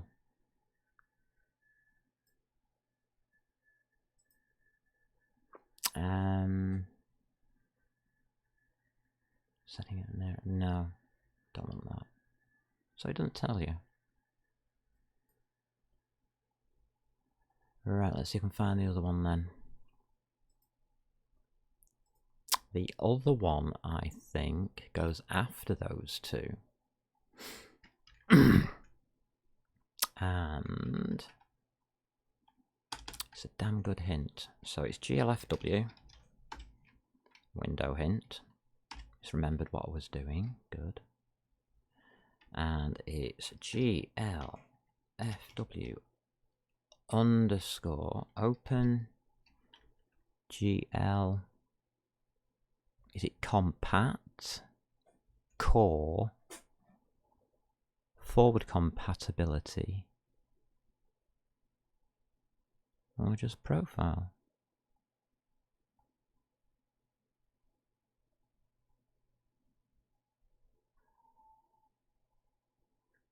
I think it's compat, if I remember back in the day. Okay, we'll try that then. Comma GLFW underscore TRU. Okay,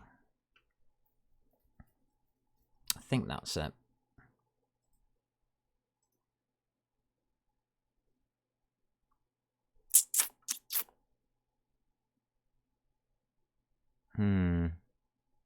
Nothing there.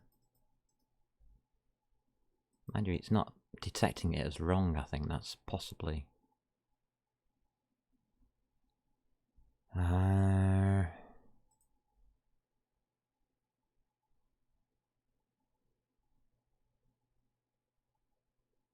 range. Yeah.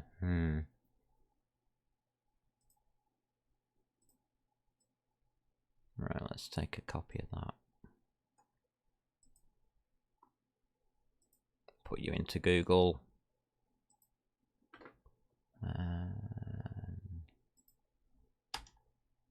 Blah.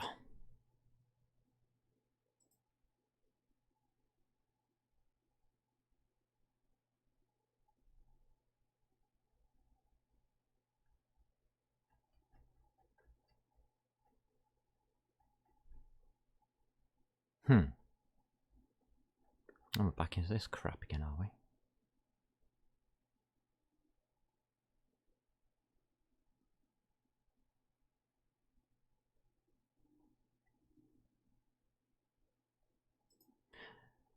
Something in the back of my mind is saying it's the wrong one.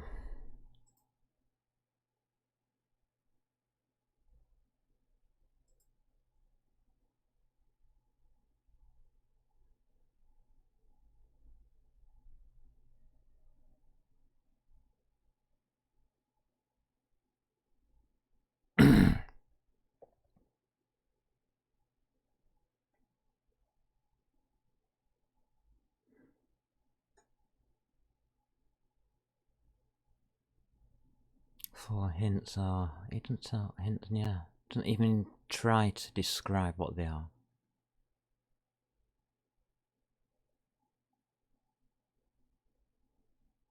I mean, there's a refresh rate here.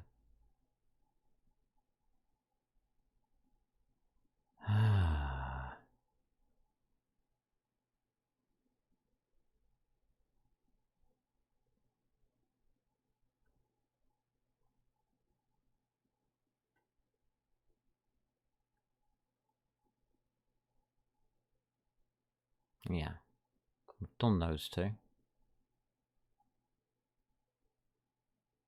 Is GL true or false? Interesting.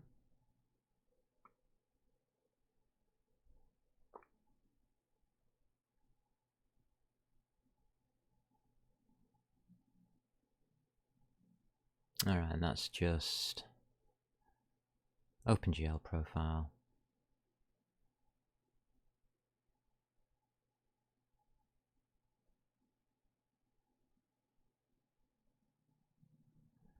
Oh.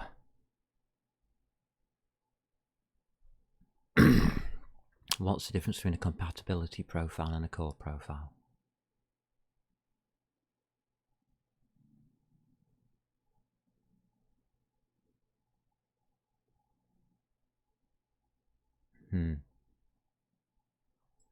GLFW OpenGL any profile.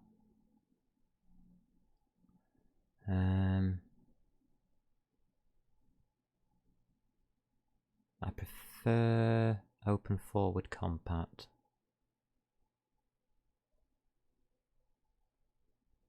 And GL true. Okay, open forward compat. Open. Here we go.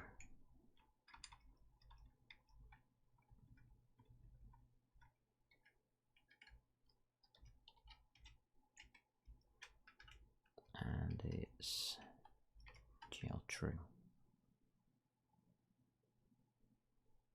Multiple choices.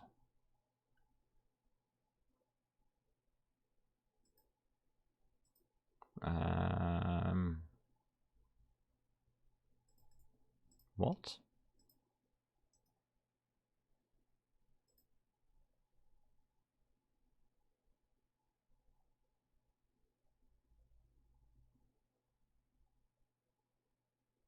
No?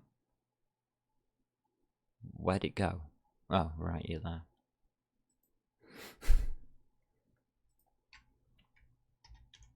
And use that then.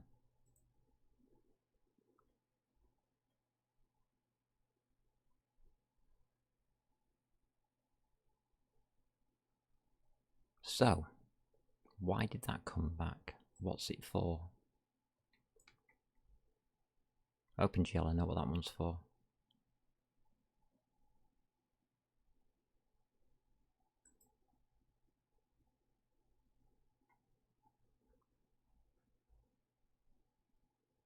But it told me it had these. Ah, right, we just didn't get there, did we? This is Display Manager.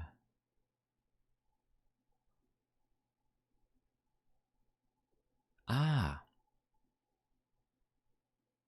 Right, well, we haven't tested it out here. OpenGL 4.6 dot start.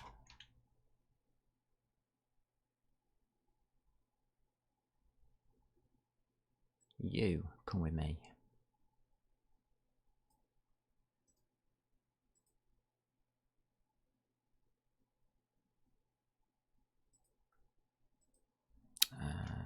V. Make that static. And now we should be able to get rid of these errors and use it at 4.6 as intended. Fantastic. This is awesome. Sorry, it's... I've got GL still, haven't I? What?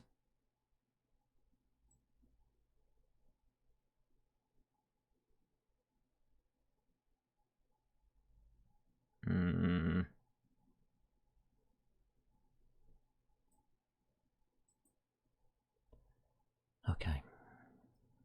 Grr.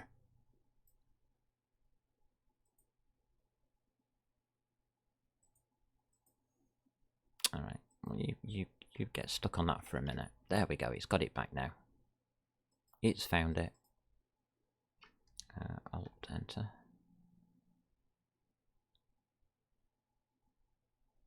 What?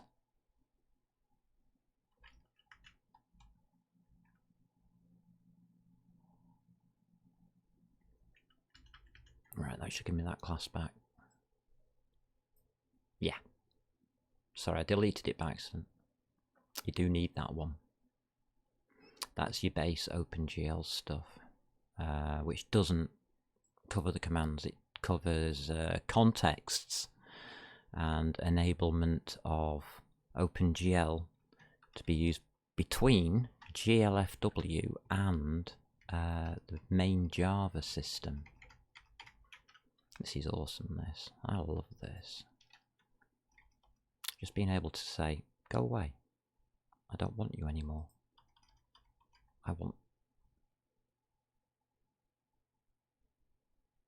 Gotta go and fix that next. We'll come back to that in a second. Look at that.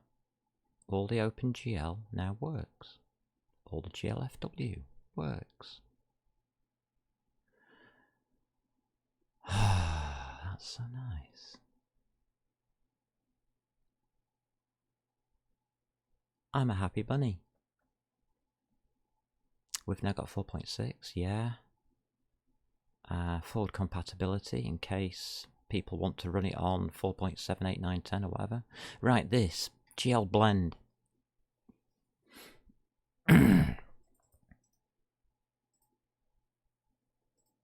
I can't remember. It's 1 minus something or other. Oh. Yeah, you do source of 1 or from source 1. Oh, you do something ridiculously stupid anyway.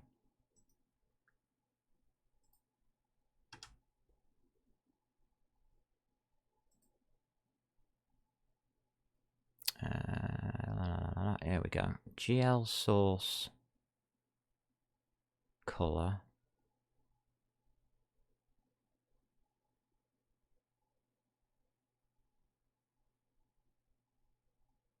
Oh god, which ones do we need to use?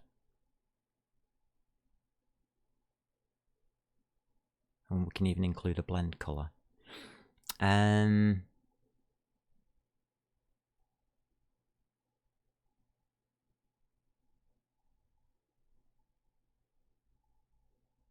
S factor and D factor, so there's 2.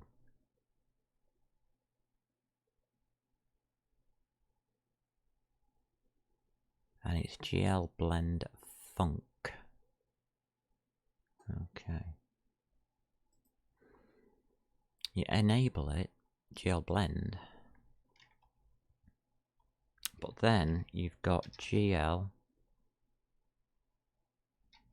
blend funk. You've got S factor and D factor to fill in. So, S factor.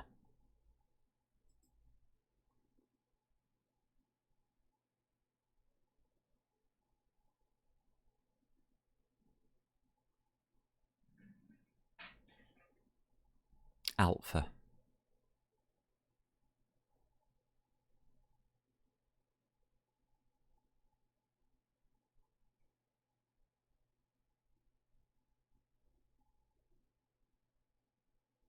Yeah.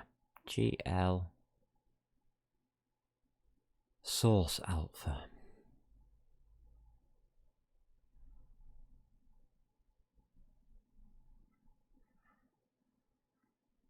One minus source alpha.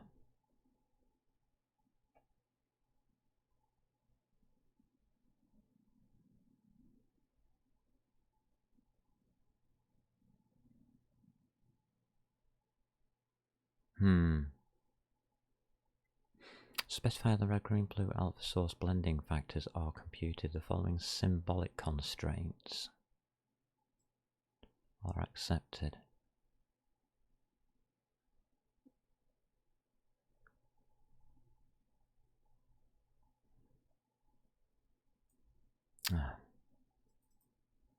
Try not to fill the page up.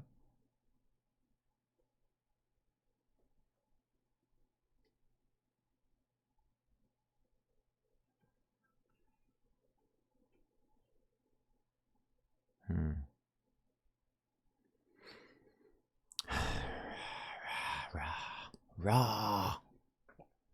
I'm rawing. Any ideas, peeps? Which ones to use? I think it's 1 minus. But I can't remember which one goes first and which one goes second. God, my memory is bad these days. Have I got it anywhere?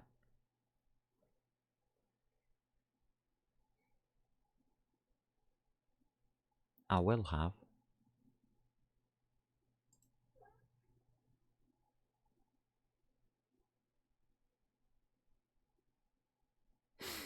When did I last use GLFW?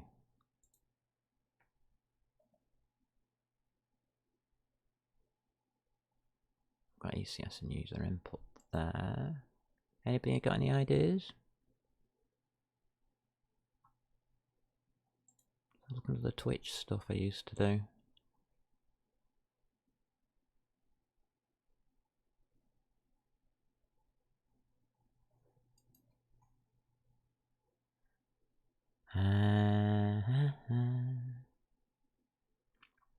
Main, sources, applications.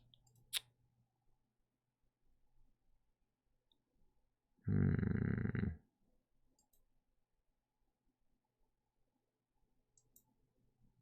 have a look at this application that I've done here. That's SDL2.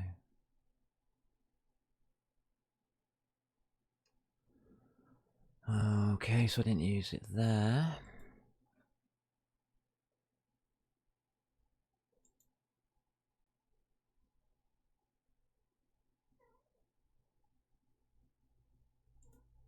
I usually throw it in the game engine, don't I? No. Not in that one, I didn't.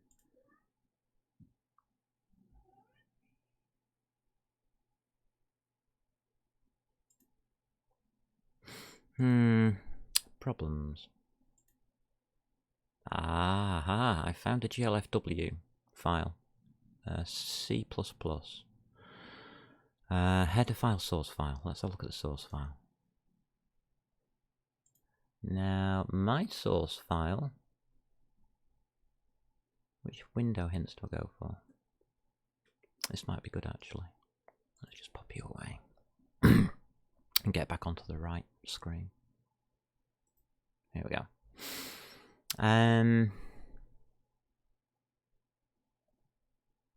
Let's have a look what I did with my GLFW stuff in the old days.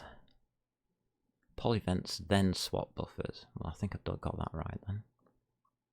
No, I haven't, or have I? Okay. GLFW context, yeah.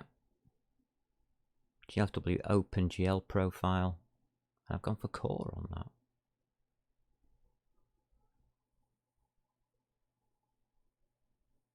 Alright. That's probably a better thing to do. So what I've put in this part is GLFW underscore OpenGL profile. Gee, it hasn't given me. OpenGL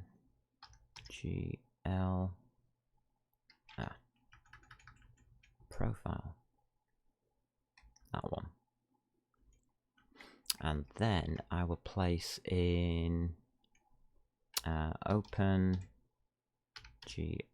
underscore one of the profiles. We can have compatibilities, or core. I'll go for core. See how that works. Right, we've now got some great big red marks going on down here for this GL blend function. I have some GL stuff here.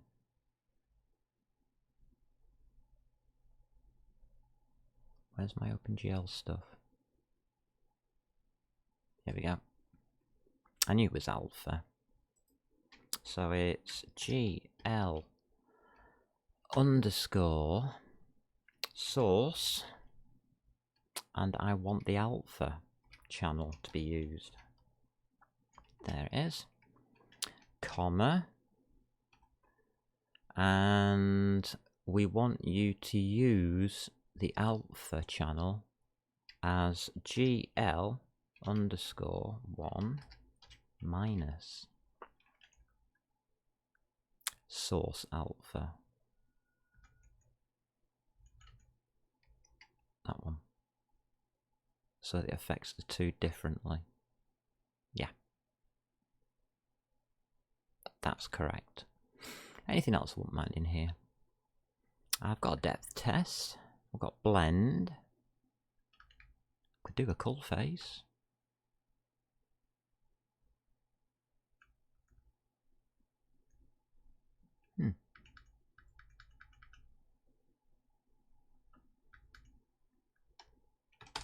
Okay, let's have a look at GL enable.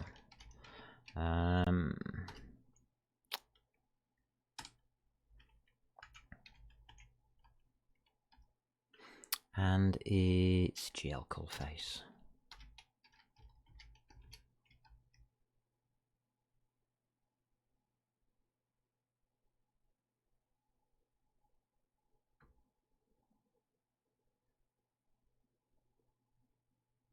That'll do.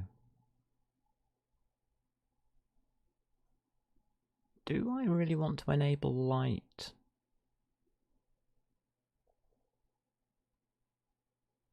I have no lighting yet. We might pop that in once I've got lighting. Okay. It's easy enough. We've got a lot of GL enables. Blending to look done. That can go now. We've solved the problem. Okay. So Display Manager should now give us OpenGL 4.6.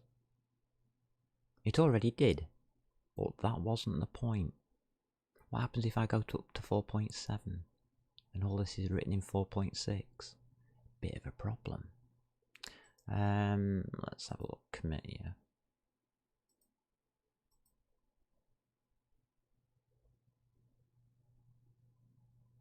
So that was Display Manager.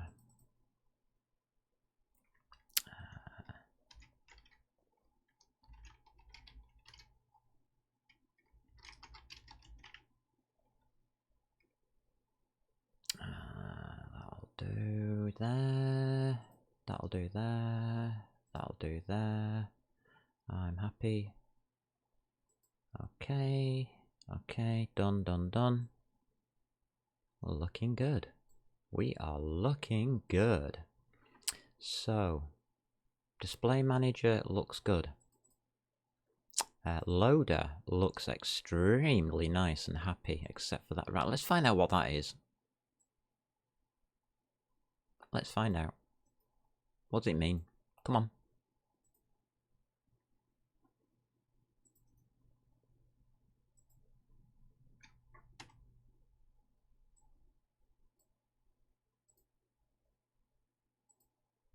Let's have a look. Level specifies a level of detail number. Whoa, whoa, whoa, whoa, whoa. Hold on a minute. Hold your horses. LOD. 0 is a base image level and N is the nth MIP map reduction image. If target is GL texture rectangle or GL proxy texture rectangle, level must be 0. Well, we're not. We're a square.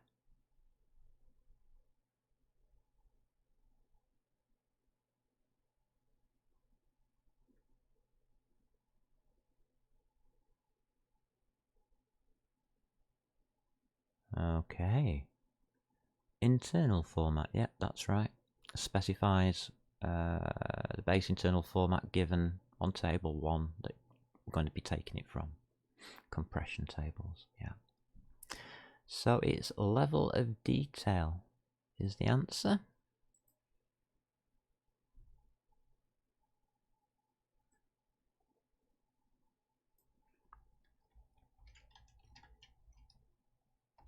Level of detail with 0 being no change. Okay.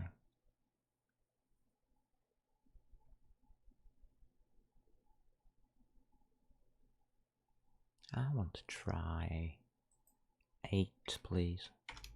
What happens if I do that?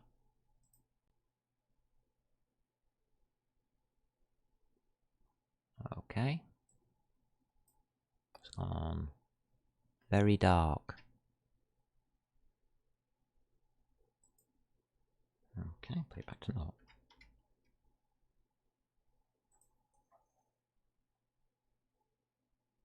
No, that's normal. So let's go to 1.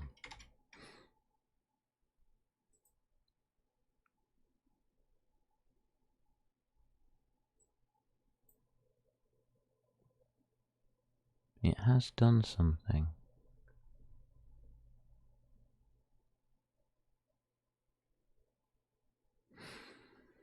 I don't think we're using those.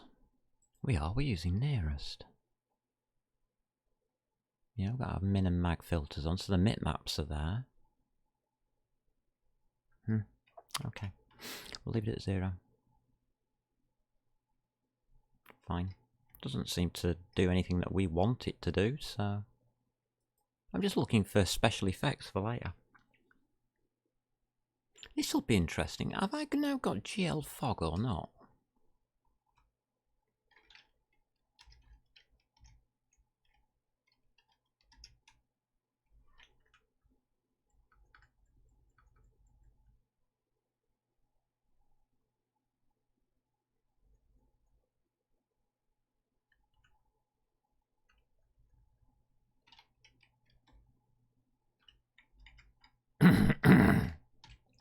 Interesting.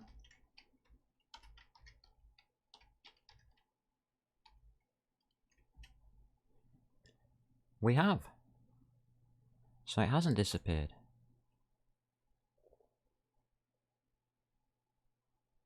Yeah, it comes from GL11, I know that. Interesting.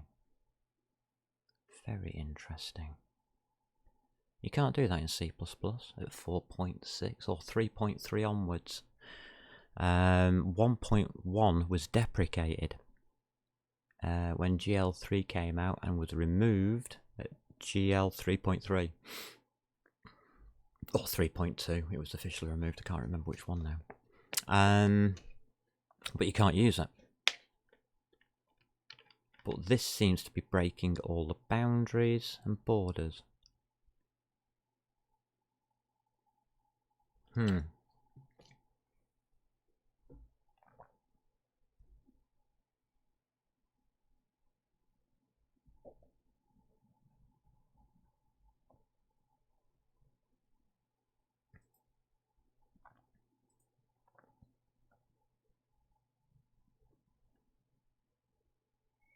What did I just change here?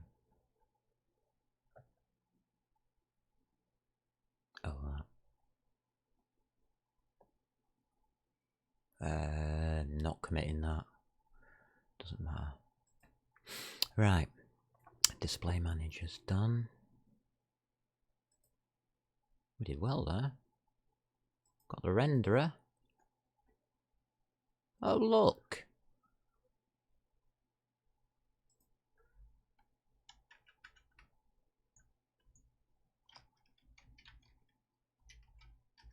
Why doesn't it just do this? I wonder.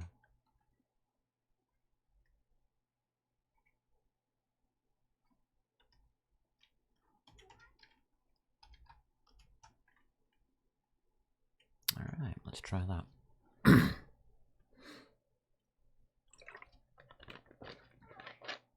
Oh, we've got some bigger problems than this coming up, don't you worry. What, love? Are you want my attention? You want my attention? Okay, we'll take a break then. Where are we up to? Yes, yeah, I think we can take a break. It's not been bad, this. Oh, Akron's been on. Whoops, damn. Oh, hi. Well, a minute ago, but hi. Hi, Akron. How are you doing? Are you up to anything? Doing any programming? Any science and technology flowing your way? I'm just looking through this weird code system that I've found. It's fantastic fun.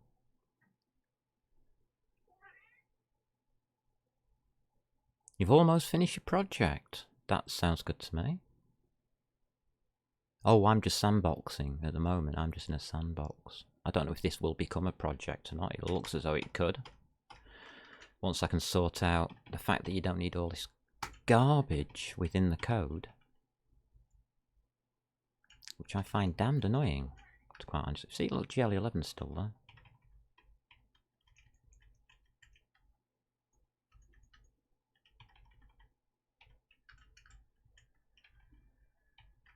I don't know why in Java they do this. It's really strange. Tells me they're still using them.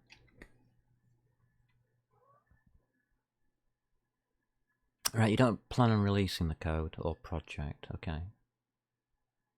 I can make something project. Yeah, fine. Yeah, comments, yeah. Yeah, I mean, this is just me on Monday. Got bored, threw some code into this, and now I'm starting to actually look at the code. Because it's made it interesting.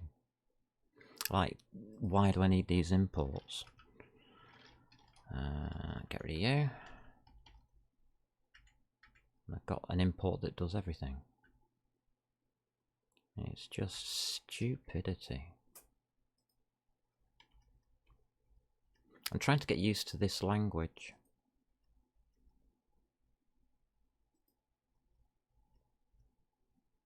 Okay, that's GL clear done. It's telling me like which GL number it's in, but it's telling me the lowest one every time, not the highest that I can use. Or what I've got, which I find a bit weird. I've got a yellow marker here. A WebGL player. Nice.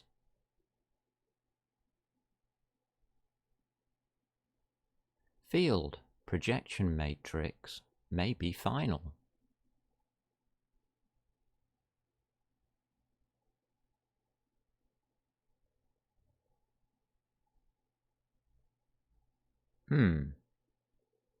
That's interesting, because at the moment that is correct, but in the future it won't be. Final, there you go then. Now we get the green tick, but it's got a hesitation. 4 typos found. God's sake. Oh right, they're here. It made the typos, not me. Right, well according to that, I've just cleaned up the whole thing. I'm not going to split it down yet because the renderer is still moving around and doing stupid things. I'm still throwing code at that. So that was the renderer. Let's commit. So that's our renderer. Change to use OpenGL 4.6. Commit. Oh look, no to-do message this time. Nice. Alright. Akron, I've got one for you. You'll love this. I've got a mat 4 here. I'm going to do this one next anyway, because Blades, I've done that one. I've done the, I think I've done the input. Let me just finish the input. There's nothing in the input, that's why I can do this one quickly.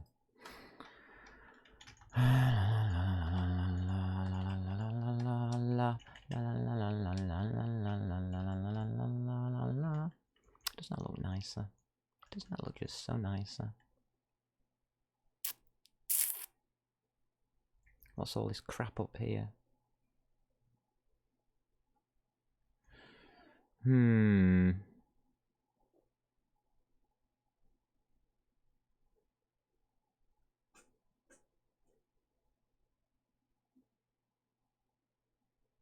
Again, why do I need two when one would do?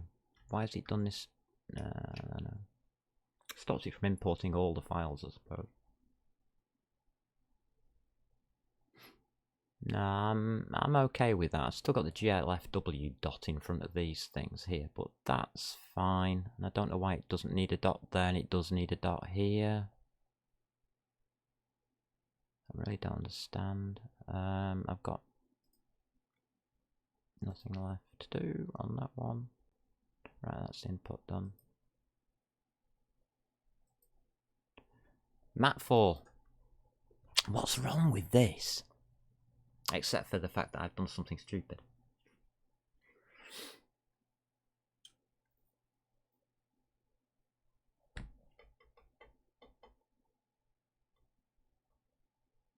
My problem is how it's used. It's all used off the class. I'll show you what I mean. Mass utilities. This bottom line here explains why I don't like it. Line 26. Result.multiply, open brackets, mat4.translate, open brackets, negative camera position, which is the variable that I've just made. That line to me looks bloody awful. But that's how I've made the code.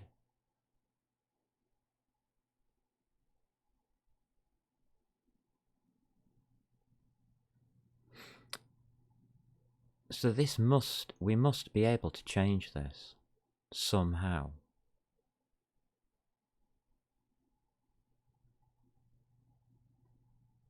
Oh, thank you, Notorious BFG. I didn't spot that happening, but big thank you. Very kind of you. We've got a follow.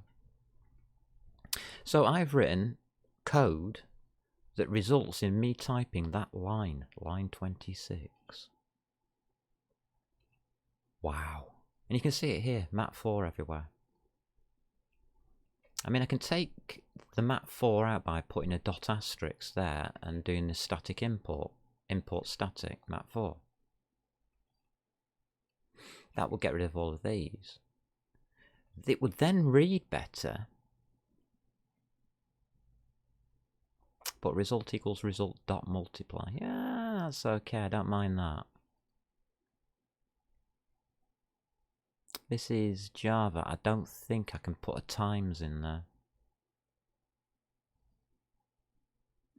Times the translation. Oh, if Linksy Cat's on, put a hello in chat, please. I do have a question for you. I'm still following on from that one we were talking about the other week. God. Yeah, I mean, I can write it differently so that it doesn't go like this. What choices have we got? Stopping the statics. Hey, Linksy Cat, it's in here actually. It's in this mat 4. Here you go. Transform. It's a vec3, not a matrix. So I couldn't find a reason to transform a matrix by a matrix.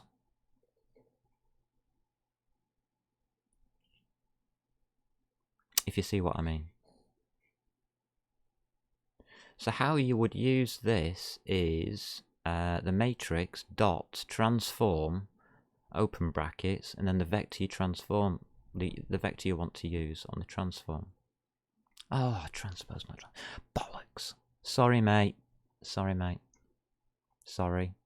My bad. See, I've done my translate here.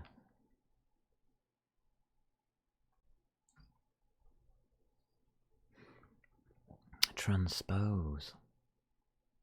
No problem. No problem at all. My bad. It was just that when I was looking through what I dumped in here, and I started. You can see I marked it up as a to-do because of you. I need to put your name after it, but that means you would have had ownership. That transform can bugger off then. Right, that's that one done, cleaned up nicely. Thank you for that. You cleaned up that. Should we do the mass file whilst we're here? No, there's too many yellow markers. Mass utilities. No, what were we doing? Oh god, we were doing the map 4. Shit. Yeah, what's wrong with this? What's it telling me? Yeah, I know it can. Alright, Muppet. I'll tell you what, before I tackle this, to get rid of all these yellow markers, I think I'm going to grab a cup of coffee. What do you think, Muppet? Do you want a cup of coffee? Muppet says yeah. Let's see if we can drop you in some music. Wrong mouse.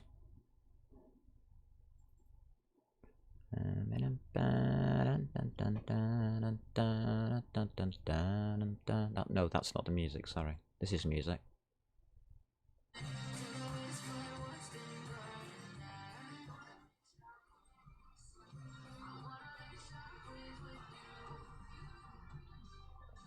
There we go. So at least you get a mention. Go and grab a cup of coffee, I think. Yes, Muppet. Coffee time. No sneezing on me this time, Muppet.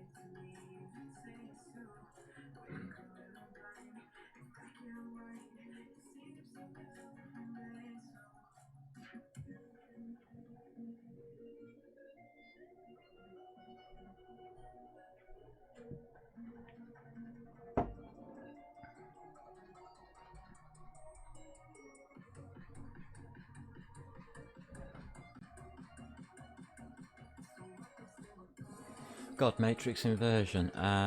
Yeah, that's fun. Sorry about that, Linksy. Sorry about that. Right, I've got the cats happy now. one walked out in disgust. Ah dear. What button do I press here? Capture card. That's it. Here we go. Here we go.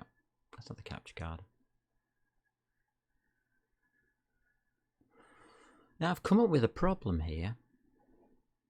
A big problem. Should I leave this code alone with all the little yellow marks on? Because the code is more readable as it is. All the little yellow marks are saying is can be replaced with blah blah. But that takes out the structure because it's row column. It tells them which row and which column I'm messing about on.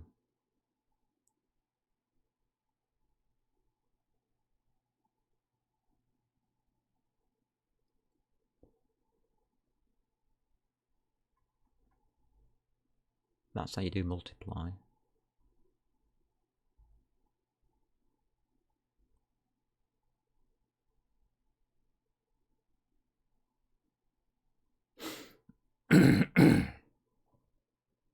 We reverse it when we go through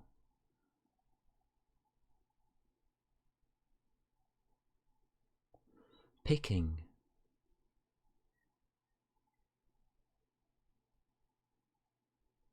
But I think on that I used the conjugate of a quaternion, or did I? Don't know. Another thing that's wrong with this file, nothing is wrong with this file, it's just the way I've laid it out so I could do the doobies right. Oh, and my projection matrix, finally, everybody who copies projection matrices off the internet and people doing it on the internet, be very, very careful. Because they will always put a 1 there, and it isn't, it's -1.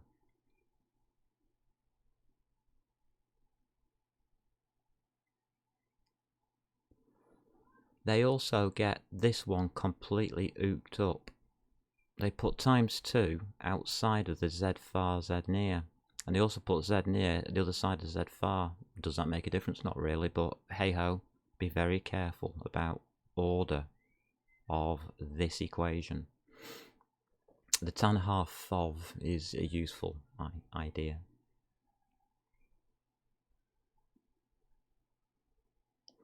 But if you look it up on the wiki, 3D projection, that's the thing for it. Scaling, rotation. I've just used angle.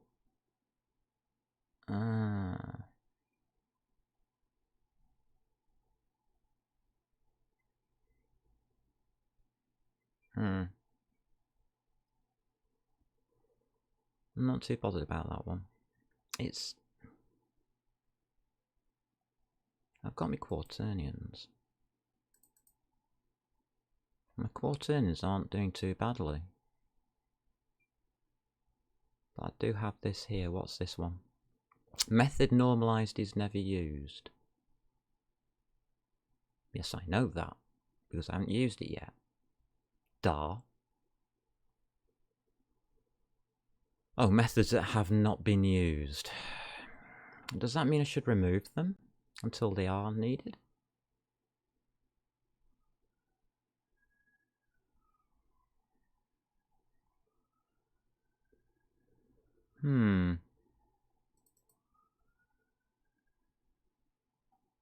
Again, not used. Oh, we've got a green one here. It's never used. Never used. Never used. Never used. It's just never used, isn't it? All the way. Alright. None left in there. That's okay then. Me maths.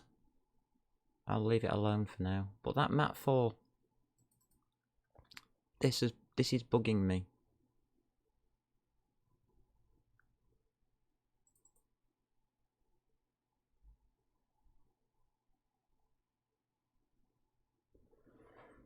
Should I change it so it's easier to read?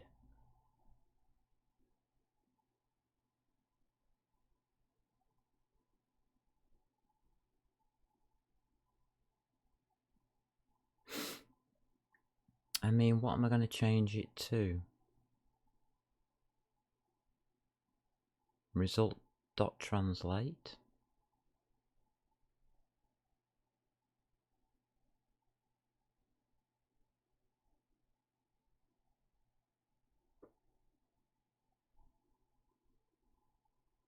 But that makes a problem. Oh yeah, it's got the multiplication in there, but we can do that anyway. We can do that within the maths class.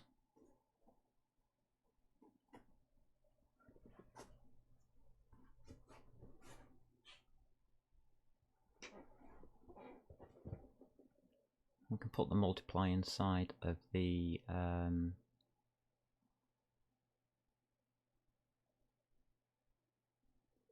translation.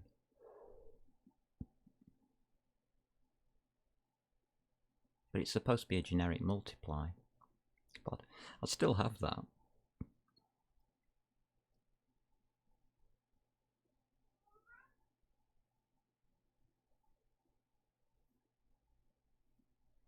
Alright, I'm going to try something.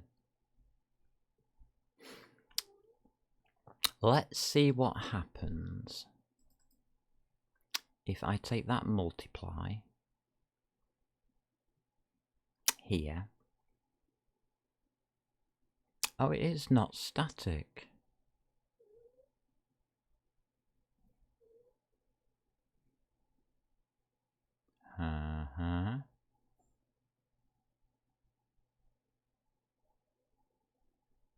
But it still returns a separate result, so you still have to have the equal sign in.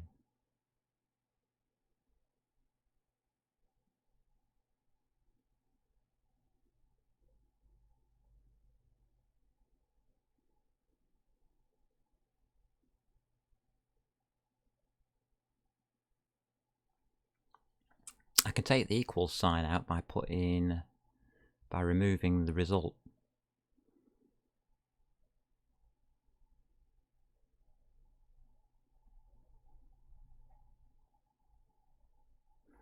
But then this breaks.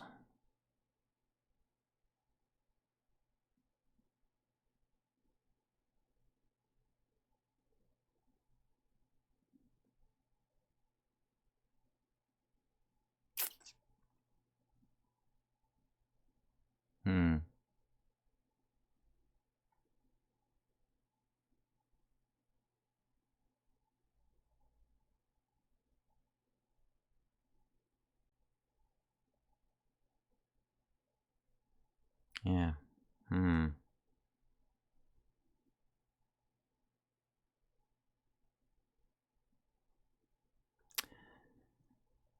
It's this static stuff and non-static stuff mixture thing that's really getting to me.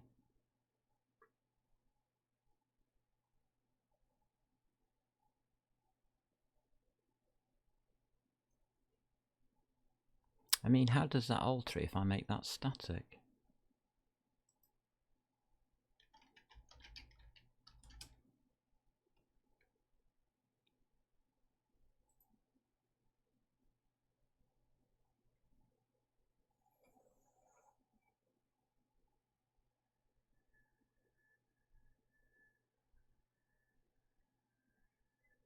That's how it changes.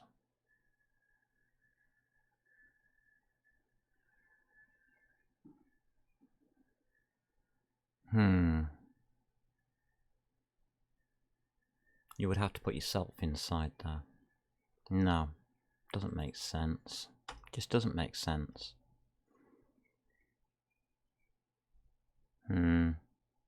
Alright, give up on the maths.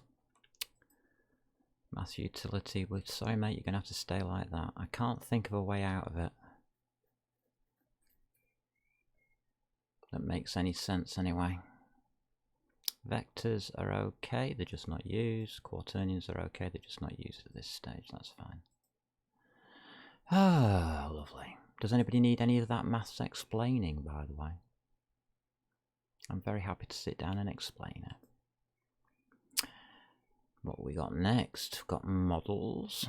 These are easy ones. Don't need to do anything with that. Storage class, don't need to do anything with that. Shaders, yeah, we'll leave those for a minute. Texture model, okay. Buffer util, I'll do this one. Right, it's basically the same. 3 times the same thing. Alright, let's this is not going to be changed, this is final. Because it uses NIO, which is normal input output, I suppose, for Java. God knows what it stands for. Yum yum. Got coffee. So all I'm going to do is that, followed by that, followed by that, followed by that. And now you can see why I do it. Because there's 2 commands in there. So you can see that there are 2 commands in there because there's byte buffer result equals that and an order, which is also a command. And these are the variables. So it makes things stand out a little bit more for me, and I prefer that. It's like here, there's a command tagged on the end.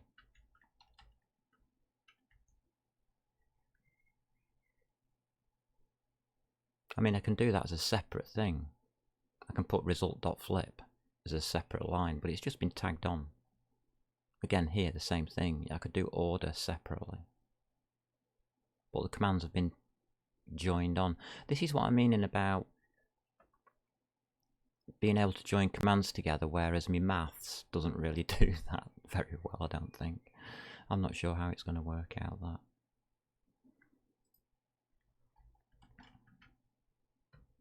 Dooby-dooby-dum-dum. So this is an easy one to do. Just looks a bit weirder because I don't think I'm used to seeing them tagged on as much as this has been done. That's a tag on. There's 3 commands in that one.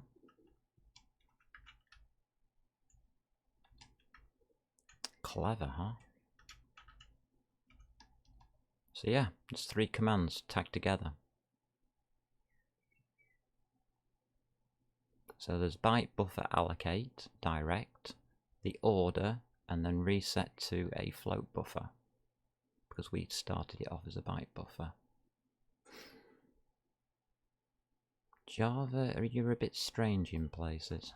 I really must admit, this buffering business. Initially I found it confusing, but then I understood why, and it doesn't bother me now.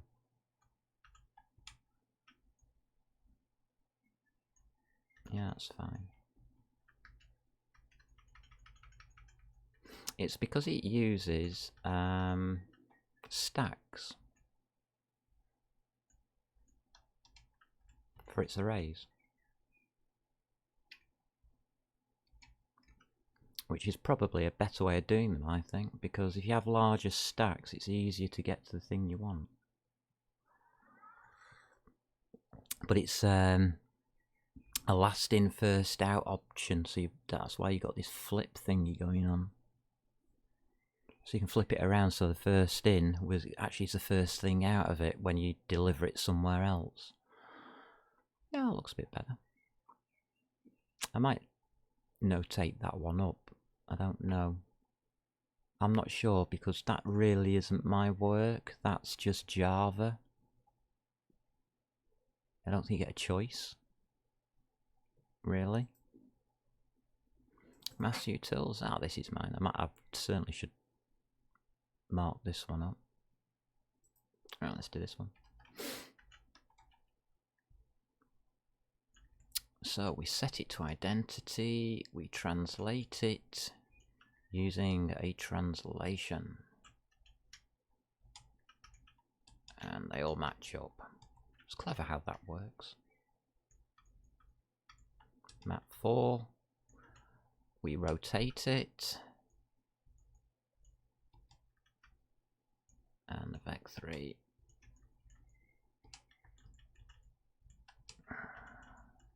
And they come back, but you can see how the lines join up, so you can never miss out information.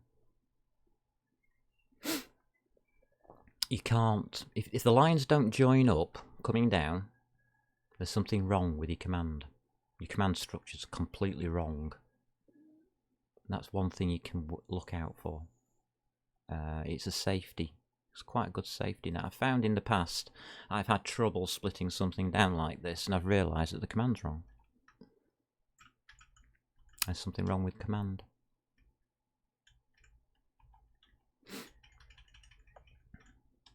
But I mean, if you've done... what are we doing here? We are creating the transformation matrix for OpenGL. So if you've done transformation matrices before, it's pretty obvious. The only thing that I don't agree with on here is I'm not using quaternions for the multiply, the rotates. But I'll work on that some other time. Probably tomorrow, actually. Start working out where I want to use my quaternions and where I don't want to use them. Because a gimbal lock. Poor computer doesn't know which way to go when you face straight up. Which axis to rotate you around, because it's all, you've got two axes going in the same direction, which is your forward axis and your up axis. Unless you localize everything. And to localize everything, you really have to use quaternions. To be honest with you. Otherwise it just doesn't work. Again, this scaling thing, I could have just had one input, but I gave the option. So you can have different scaling along each axis. That looks better.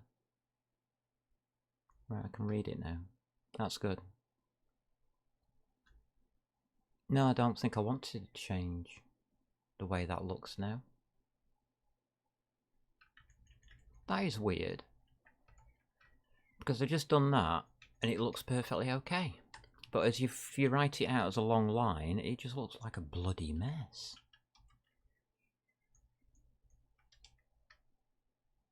So now the rotates all match up. Every single rotate will look the same. You'll know by the pattern whether it's correct or not. And it's easy to know what things are. For instance, that vec3 is which axis? That's the x-axis we're rotating around. The next one will be the y, the next one will be the z.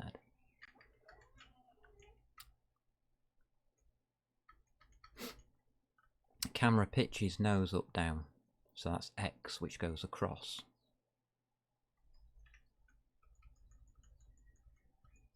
camera you're is turning your head left to right, which is rotation around the y-axis, which is straight up. Got that one wrong. Don't often get these wrong. Formula I was using for inverse was a minus 1.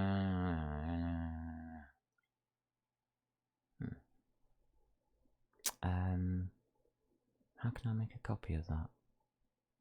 One sec. Oh, it's on the other computer, isn't it? Ah, I've got it here. Alright. Okay, copied. I want to have a look at that formula. Where can I shove it?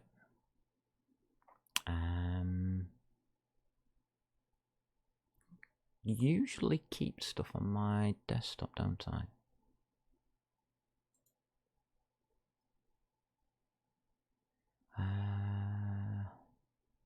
I'll put it. I'm doing map heights at the moment.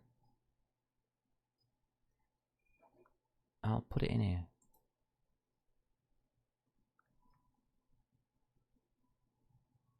I'll try and remember to come back to it. This is the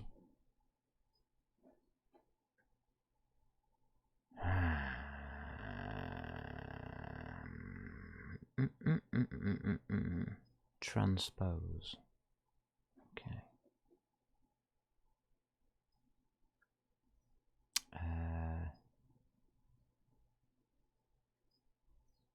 I'll stick it in that.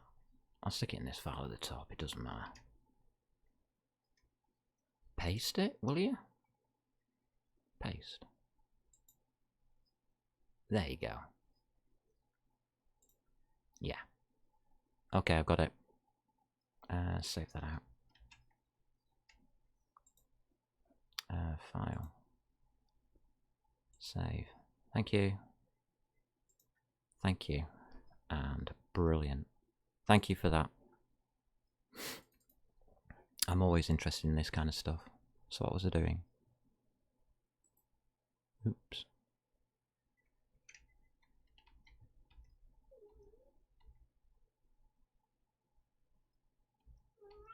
There we go.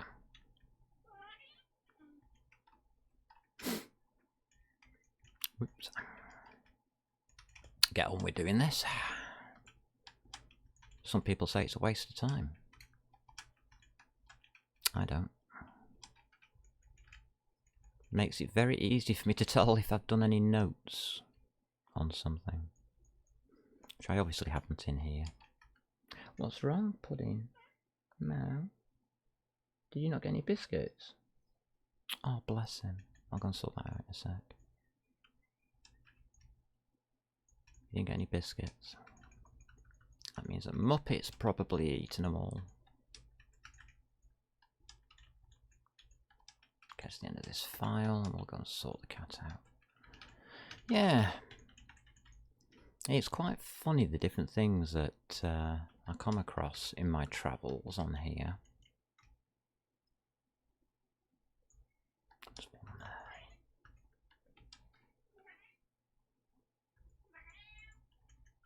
Yep, that is legal, by the way. Negative camera position does equal the camera position multiplied by -1. Absolutely legal. Works perfectly.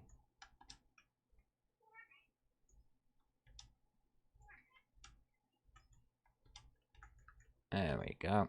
Just run that. Make sure the camera works.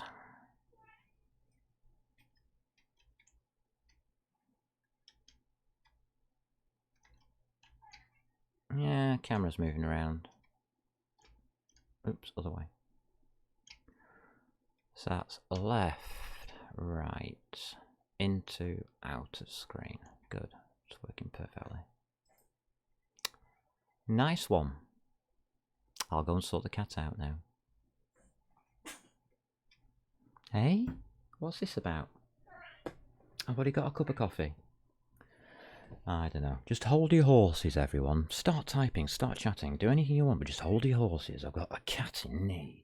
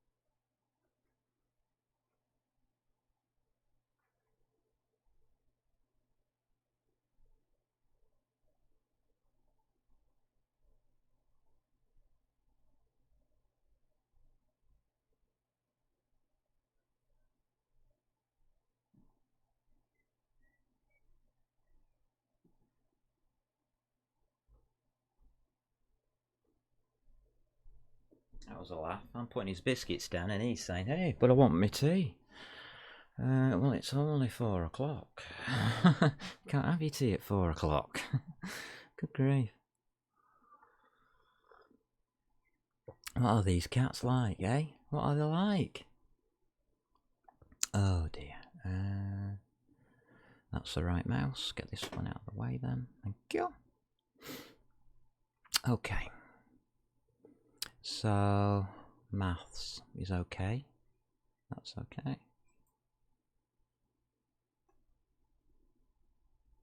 Alright, utils. Maths and utils done.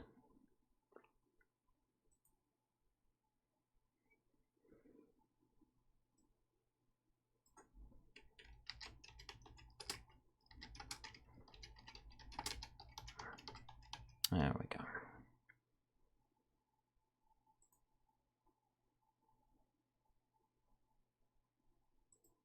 Alrighty.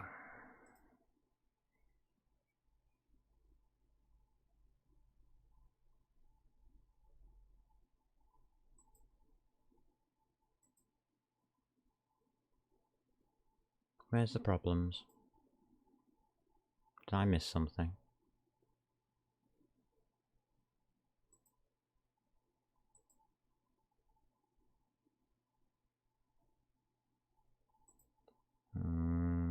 Don't know, I can't see the problem.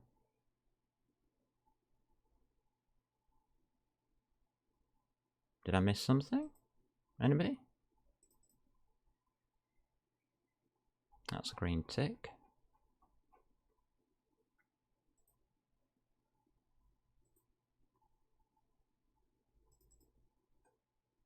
Ah, wait a minute, what's this? Never used. What's this one? Public class buffer utils 3D. What about it? Oh, that's where I am. Ha! Duh. Okay, so we just got one that has never been used. Byte buffer. Okay. Interesting. There's nothing wrong with that.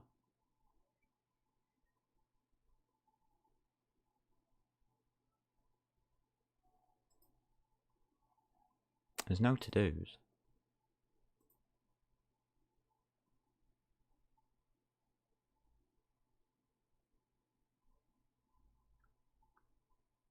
What's wrong? What have I changed in input? Alright, just the end of it. Yeah, okay. Yeah, it's done. That's right.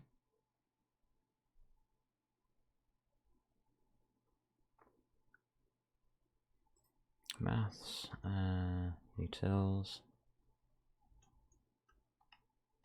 maths, input, utils cleaned. Okay.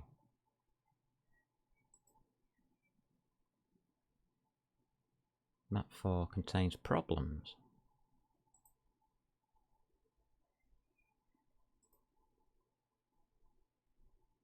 Does it now?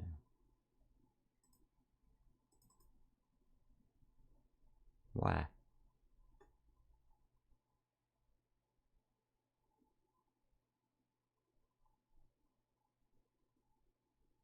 "28 warnings found." Yes, so. It's a float buffer. It's just complaining about the style in which I've written it.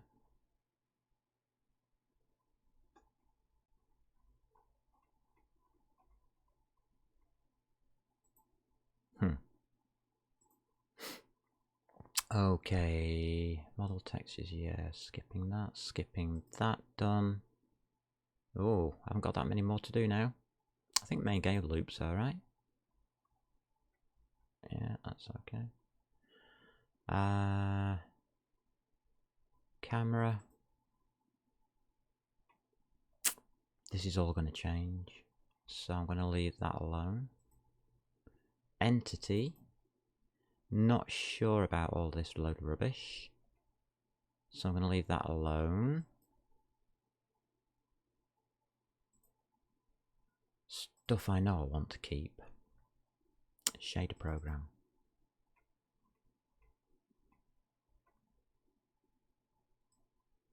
What a mess. Hey, Seppi, how's it going? And riot of violence. Oh, does that mean you want some music and dance? Well, hey, riots. I don't understand violence. I don't have any understanding of it. I play silly games where you shoot at things, but I suppose some people could see that as violence. I'm not sure.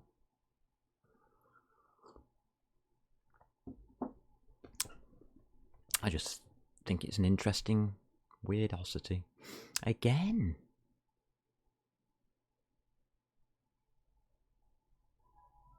We've got this.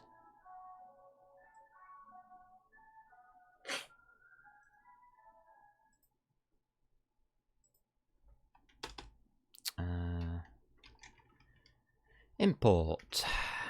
Static. Org. I want 4.6, please. And I want all of it. As for you two,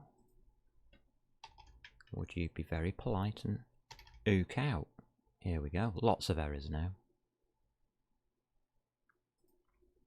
That's more like it. All of these stupid notations, which have got nothing to do with the code.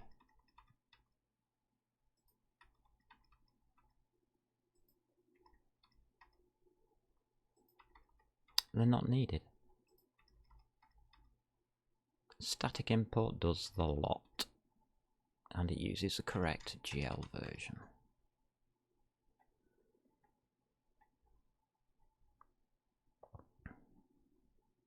I wonder why they're having riots in the US of A. Are they bored or something? They must be bored. Sad, but true. We're having music and weird kinds of stuff over here. Got anything out here in the edge? Just that one there. Okay. La la la la la la. I'm not going to import nothing for you lot. Ow. Come on, hand. Having problems with my hands again. Flying planes this morning, it was funny. I think I crashed into one bloke by accident. Very bad of me. I actually won a realistic. So cool. Didn't do much in it though, but it was just cool. It's just cool and I enjoy flying. Alright, what's wrong with the rest then? Field matrix buffer may be final.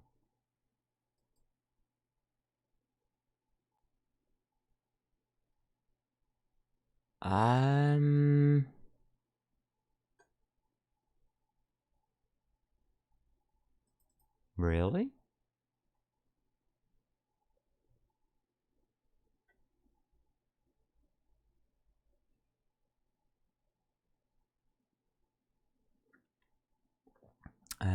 Isn't it used in here somewhere?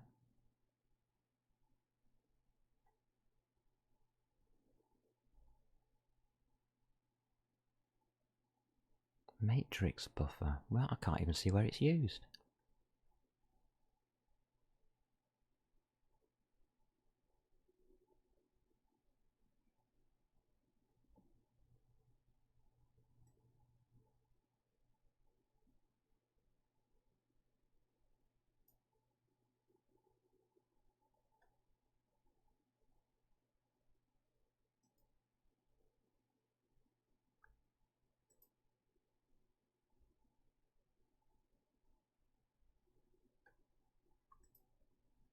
It's never used, is it?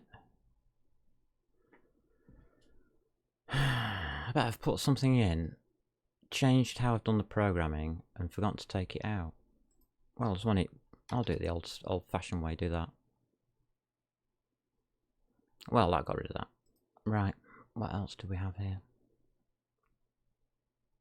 Method. Okay, something wrong with our methods down here. Load vector 3F. Yeah. Is never used. Oh, God. Never used. Unused import statement.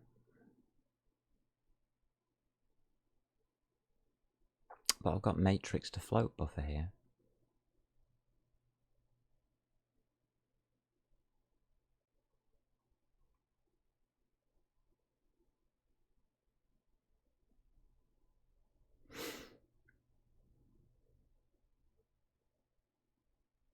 I don't understand. Oh right, I think it was using the wrong buffer utilities.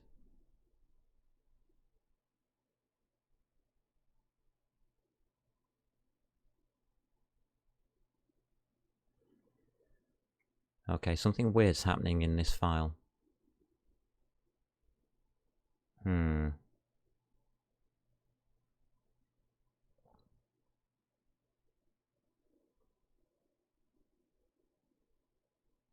It's in the map4. That's why. Yeah. Take you out. Take you out.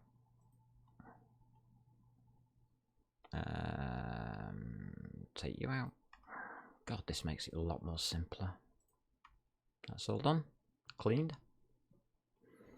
2 unused thingies. Yeah, that's fine. I don't mind them being unused. And that's it. Not sure if this is the final solution. It looks good, but I'm not sure. Okay. Static shader. This one's already... It's just got one space in it, doesn't need. Static shader. No, this is not finished. Shaders are not finished. Okay.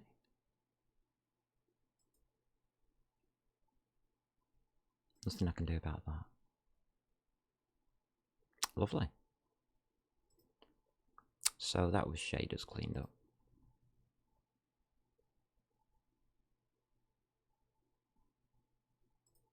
Yep, that's it. Wow.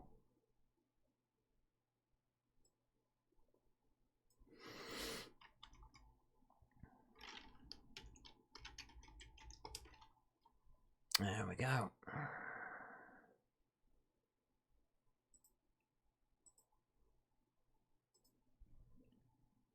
There we are. So if we look through what I've done recently, cleaned, OpenGL 4.6. I finished my corrections yesterday. Did a clean up there. Yeah, it's not bad. Alright. That's how easy it is to do this thing. Wow. I'm gobsmacked. I'm gobsmacked by it all.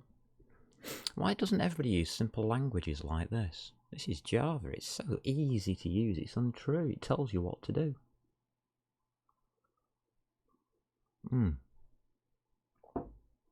Right, so it's except for when you come to things like the maths, where I think the IDE tries to suggest too much. I think you can switch it off, you know.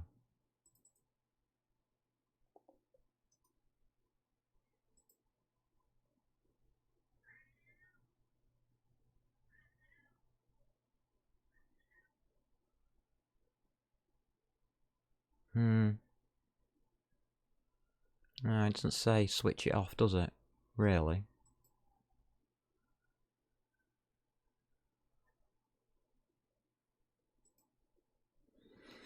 No. I want to keep it like that, though. So tough. Tough on you guys. Tough on you Java experts. Because when I read that, I know which column and which row and which column I'm using.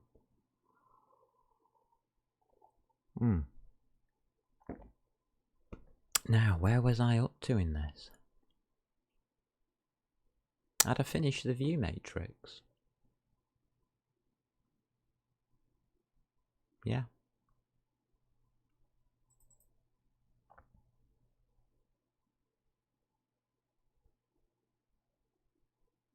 Well, after this, it's really load a model and chuck it on the screen, I suppose.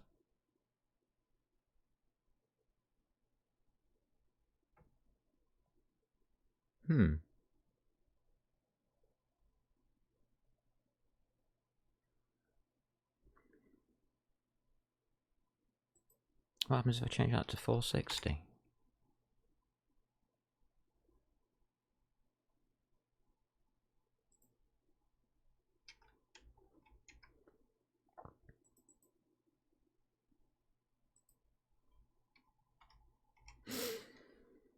Does specify color or compatibility?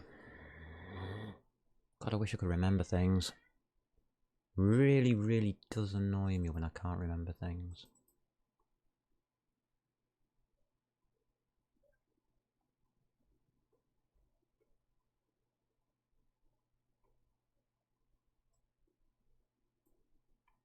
What's the mayor? I'll do that. Cool.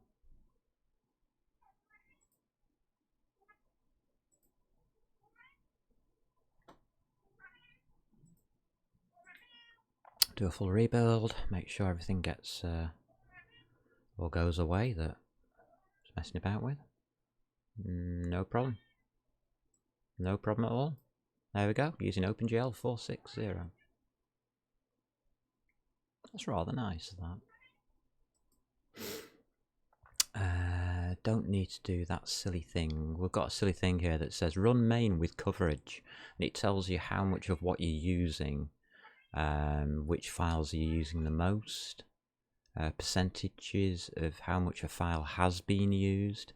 See if any of your files are basically a waste of space. When I first ran it, yeah, quite a few of my files were a waste of space, but thank you very much for that, computer. Really nice of you to tell me that. So that's you done, you done, you done. No, I want the source open. Right, so what am I doing next? If I finish that,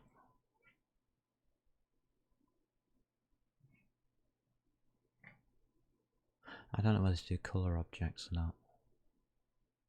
I will eventually, I'll throw those into the mix, but it does mess all systems up when you do that.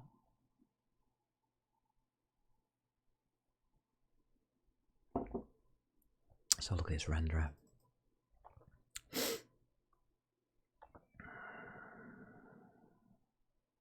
I mean, I'm not even taking the screen width and height.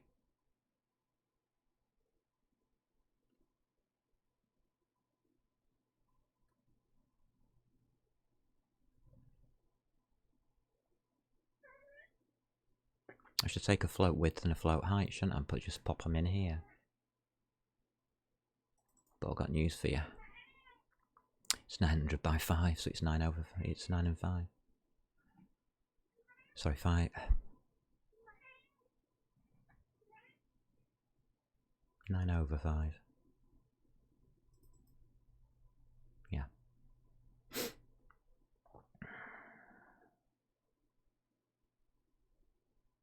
I'm just trying to think if there's anything at all that I can do with this.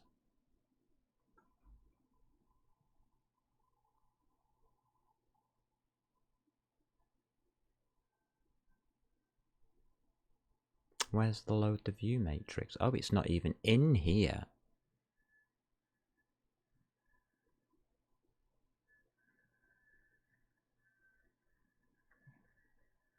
I've left that in engine tester, haven't I? That's bad. That's got to be moved. It's here.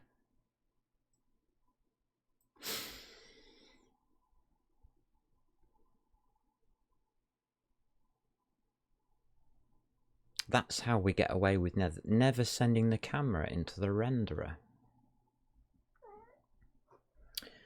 But surely the renderer should own the camera.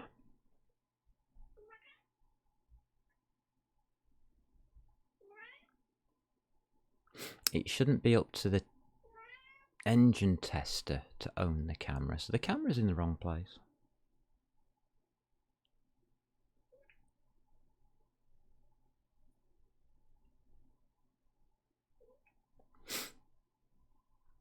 But who should own it? Should the display own it, or should the renderer own it? If the display owns it, then you've got to pass it through to the renderer in this list. If the renderer owns it, that's fine.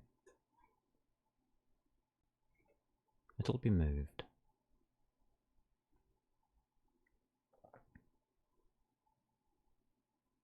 I just haven't decided where to move it to. Any ideas? I mean, this is all about designing systems. So when you've got systems like OpenGL, you can have things in multiple places, but are they efficient where they are? Or is it just handier for the code to have it there? That's what I usually find. I usually find a lot of these systems that people build are, oh, it's just handy for the code to have it there, type of thing. Instead of coding it properly and making it sensible.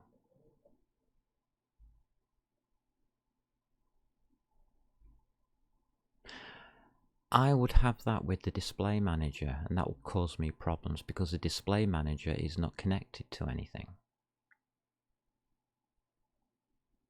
I would then have the display manager own the renderer and the camera.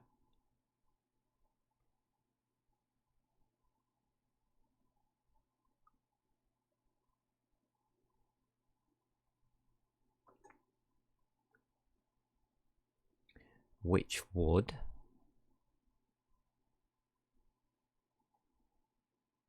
remove that command and insert that command, which we already have.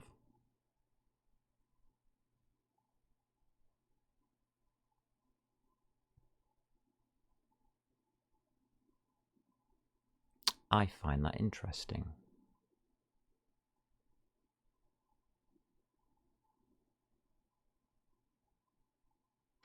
It also makes more sense to me than having a main game loop with a renderer in it. The game only cares about updating the display, it doesn't care about what the renderer needs.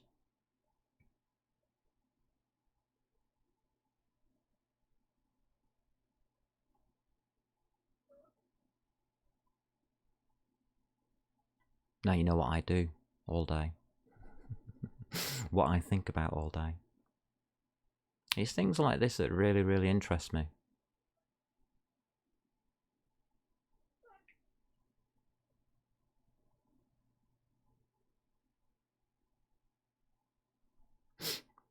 Am I overloading the display manager?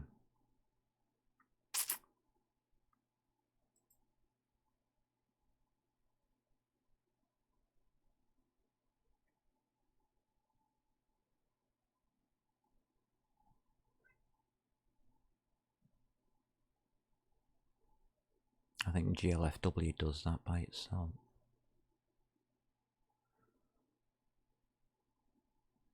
Okay.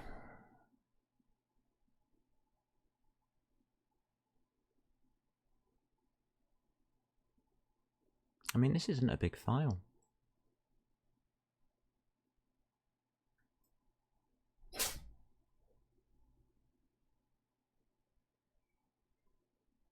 What makes more sense, polling the events before or after the swap buffers?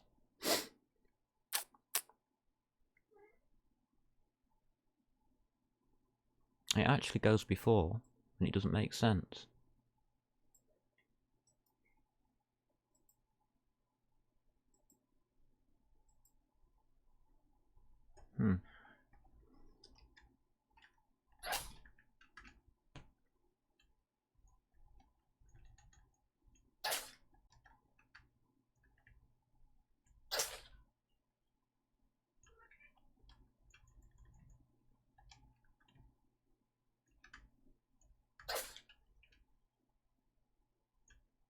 I haven't finished these.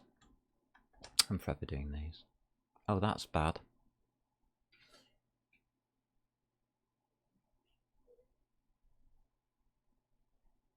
That's a bad command. Something's wrong with that command and the way it's structured.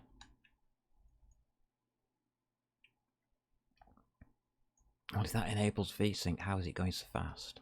That's what I want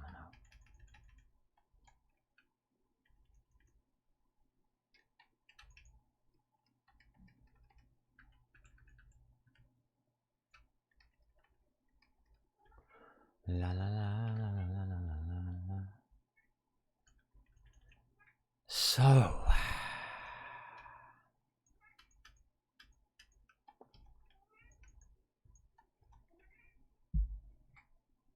again, bad command.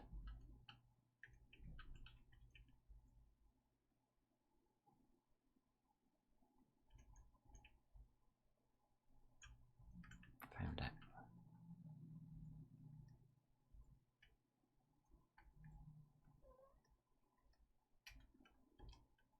That's right. Found it. Where's the other bad command? It was up here. There it is. Yeah, found it. It's there.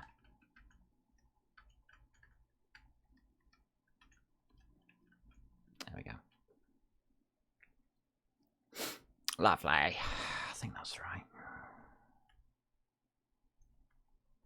Yeah, it looks right. It's 2 tabs though. I wonder why it's using 2 tabs. It's double tabbing. I haven't got used to tabbing in this editor at all. That's 2 tabs. Yeah, it is.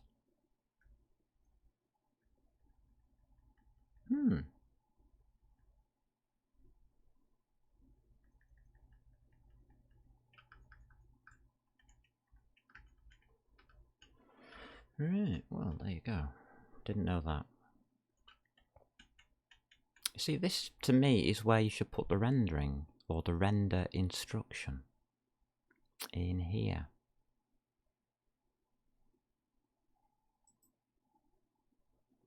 In between these two. In fact, between these two should be a lot of things.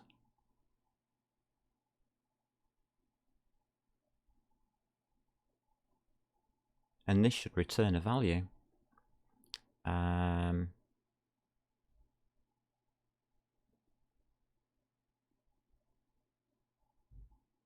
It should incorporate this.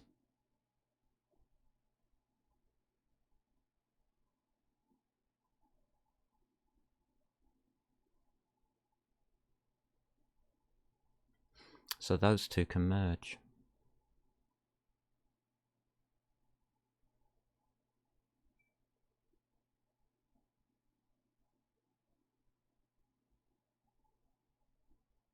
So your update display should return the value of a boolean. Return that value.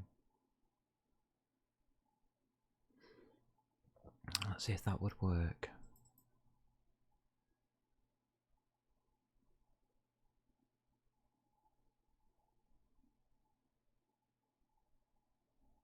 But I think I'm accessing it direct. Yeah, I think I'm accessing this direct, aren't I?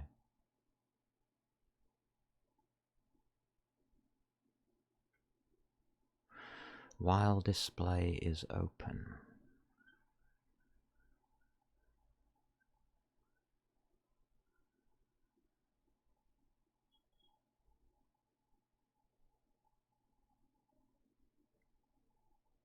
This usually is running.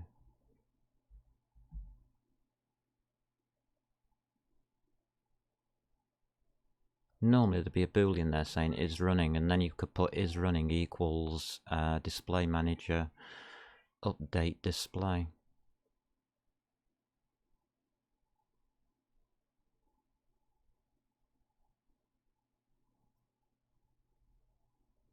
I think that looks totally wrong and different.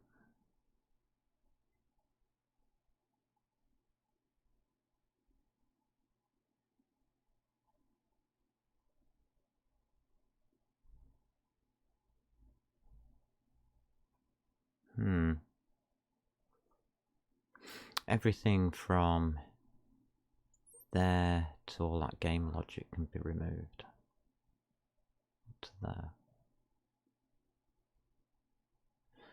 And everything from here to here can be removed. This is a very, very short game controller. Doesn't do FPS yet. Or delta time. How do you do time in Java? God,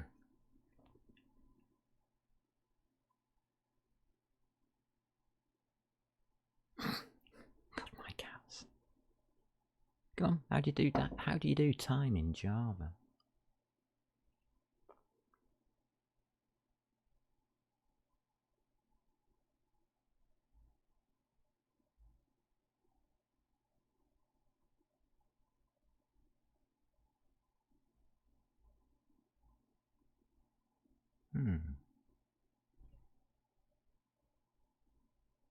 Is it a system timer? Alright, what's the think about the questions on that? Have I got any other questions I want to answer about any of these? Some of that maths that bugs me. No, I'm happy.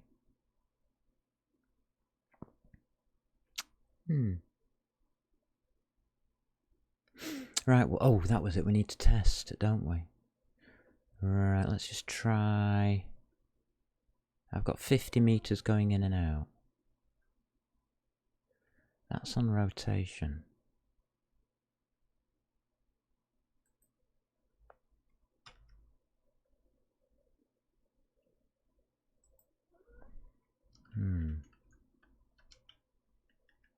Let's have a look at this one.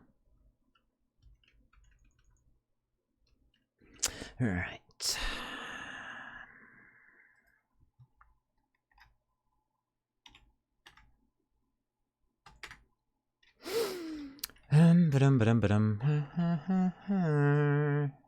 Yes.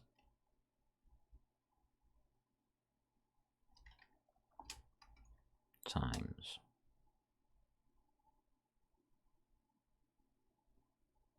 $25. Let's try that.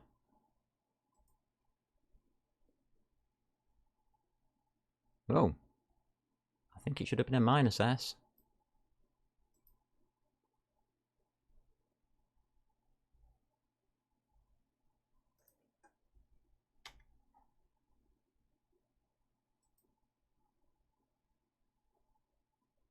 Ooh.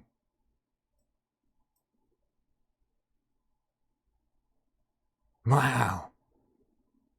That's working. Oh, a bit.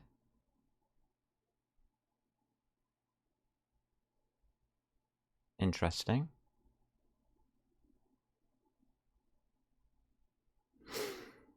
There's errors in the maths. Can you see it?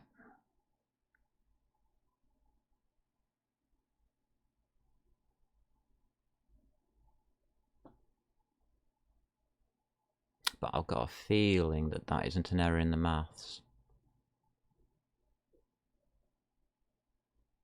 And I could probably correct that with time. It's just the stupidity of all of this.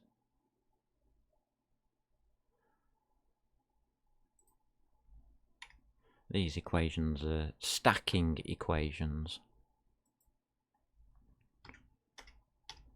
This. Oh, right.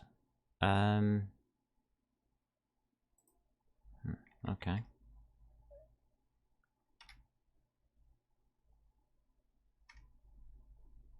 Try that.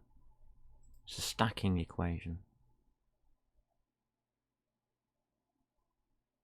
Nah, that's better. I've got it on screen now. You'll get further and further away until it disappears. Because it's a stacking equation.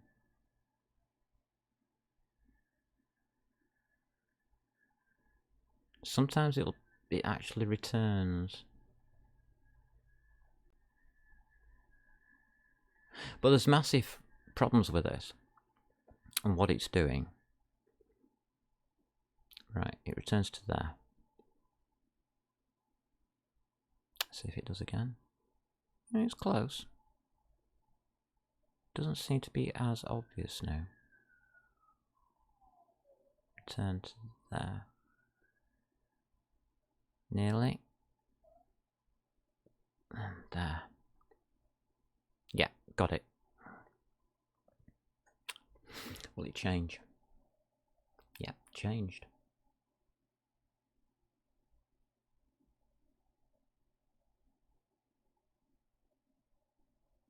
Over time it will disappear. Entirely. As you can see, it's not quite returning, which means it's going away further as well. The distance that it goes back and forwards is the same, but it's not coming forwards. Sorry, it goes back and forwards. It's supposed to be the same, but when it comes forwards, it's just not quite making it. And that's correct. Stupidly. Yeah, it's getting smaller now. It's more obvious now. And this is things that people don't notice when they test. They say, oh, it's working. No, it's not. Because they don't use stacked tests. What that means is the value is increasing.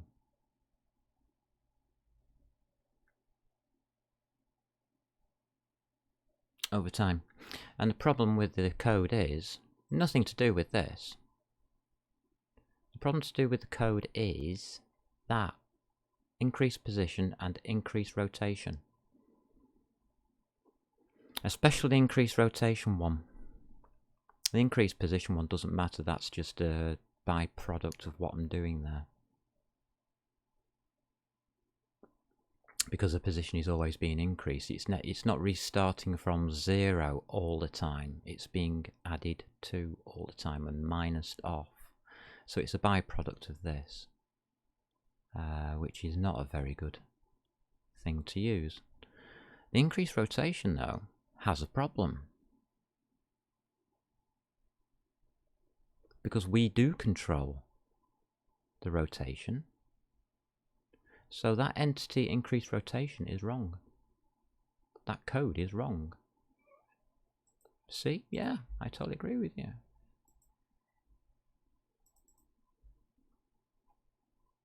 Increased position. Yeah, it can be increased in any direction as far as you want to infinity. But rotation does not have that same pleasure.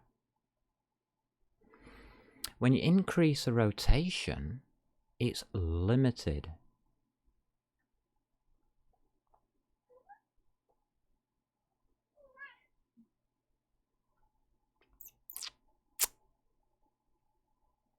So this should have a private.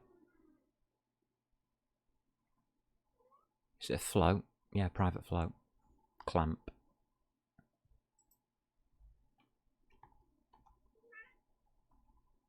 Okay, keyboard stopped working there for a second. Let it catch up with me. So, private float. Clamp. Rotation.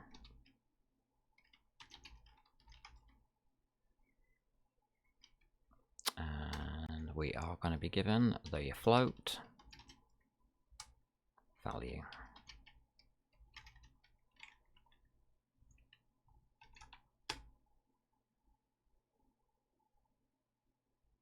So if don't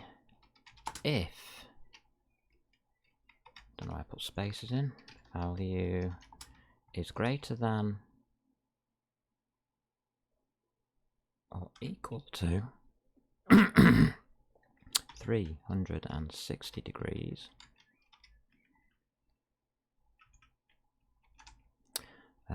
value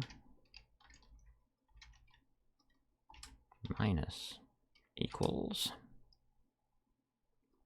360.0f. That should be 0.0f. I'm very particular about those kind of things. That's all that needs. And if value is less than or equal to minus 360.0f, then a value plus equals 360.0f.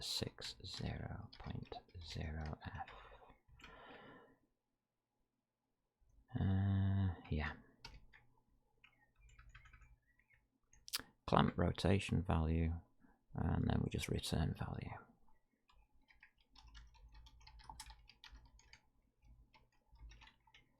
Okay.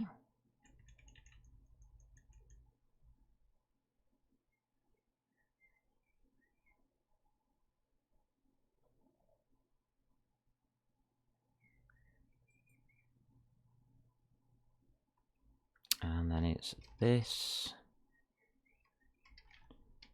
rotation x equals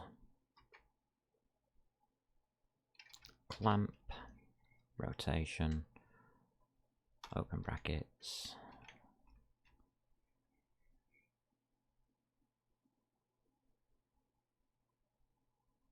yeah, this rotation x.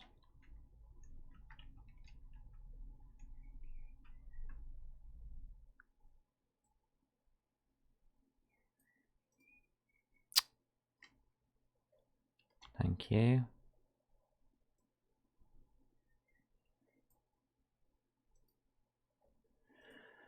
Do one of those after each one of these. X, Y, and Z.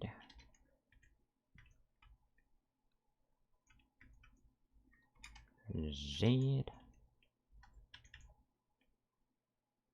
and Y. So anything that changes your rotation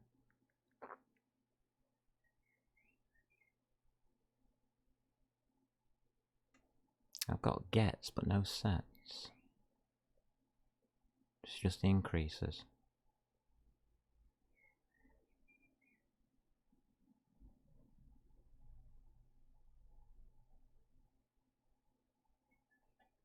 That's very dangerous.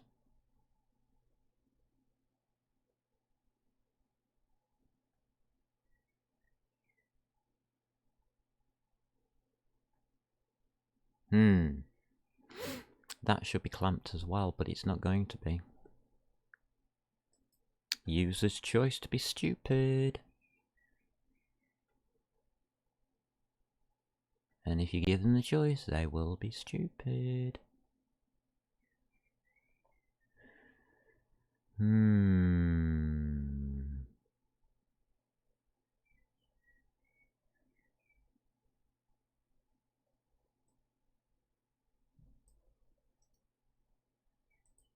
You're thinking to yourselves, why do you do this? Simple. If you don't, eventually it'll go out of bounds. And your computer will crash. And that's the truth.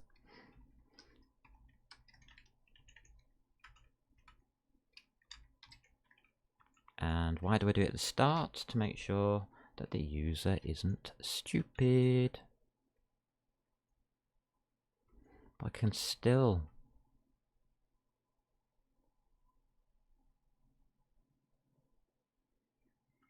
okay. My clamp isn't good enough.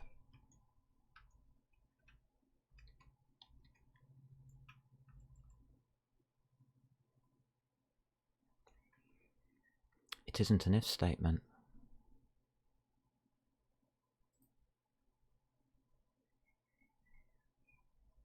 It's a while. Think about it. Because the user's going to be stupid.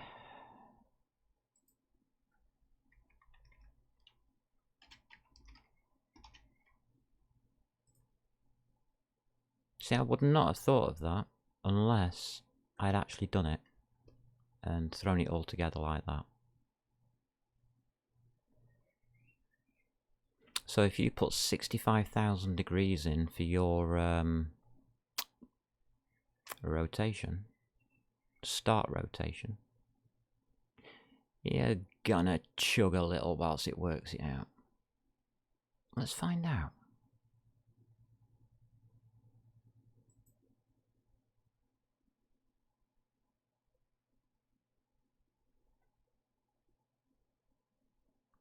I want to see if I can crash it. First of all, let's just run that. To make sure I haven't already crashed it. No, the rotation seems to be okay.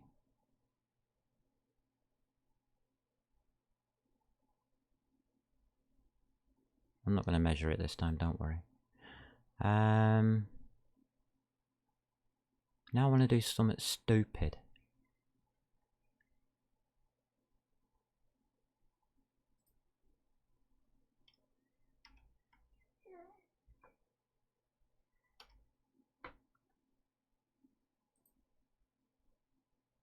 Now what you're going to do? It works faster.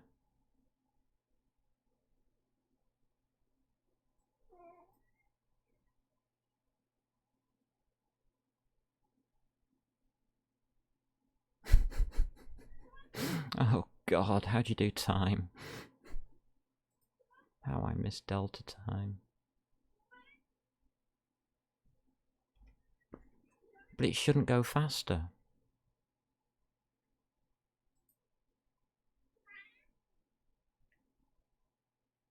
It should go slower and slower and stop.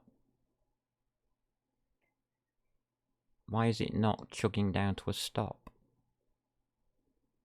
I put a while loop in there.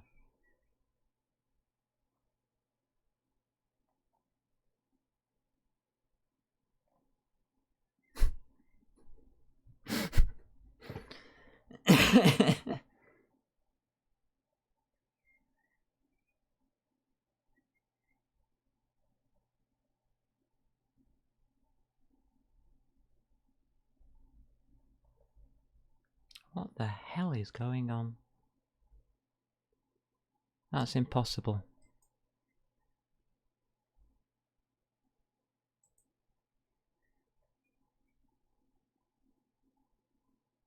It's not even slowing this machine down.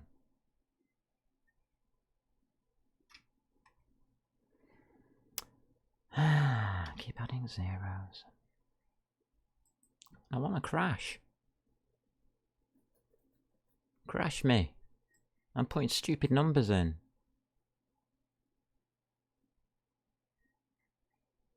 And, well, Java doesn't care that you're putting stupid numbers in.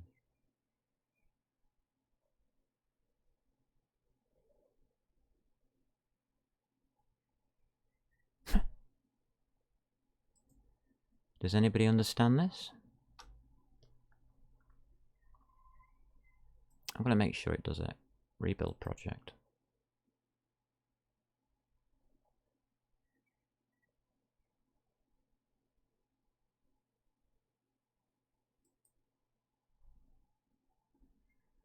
Alright, there's something not quite right here, is there? It's not even blinking an eye.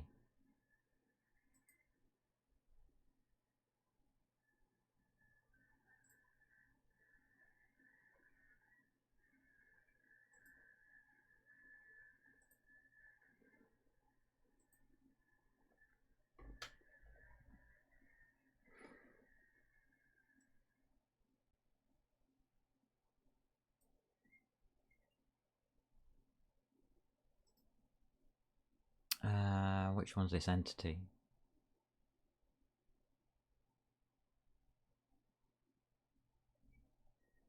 Alright, well, that's fine.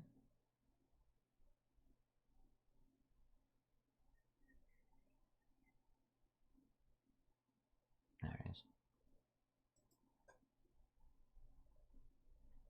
358. So it is doing the calculation.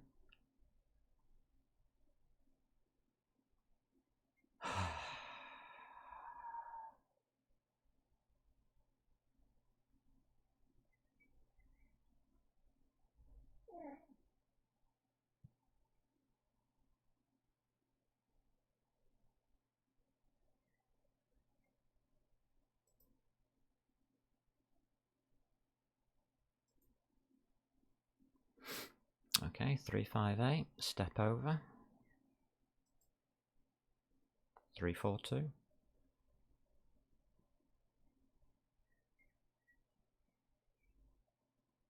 Oh, it's, yeah, I can see I'm looking at it, yeah. Okay. It's doing the calculation, it's doing it.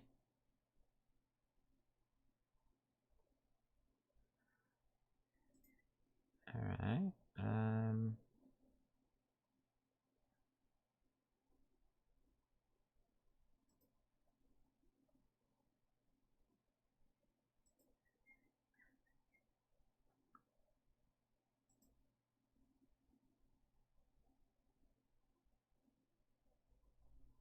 no, it's not.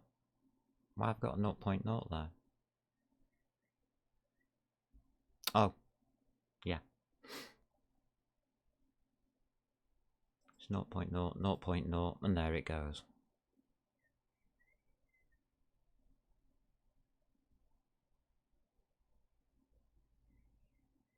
It's doing the calculation. How long does it take to get to that next while loop?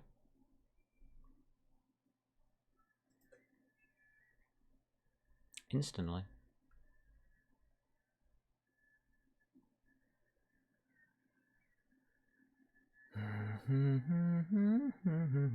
I wasn't expecting that.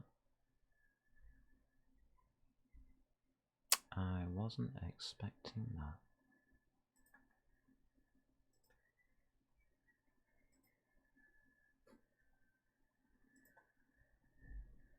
Wow. Wow.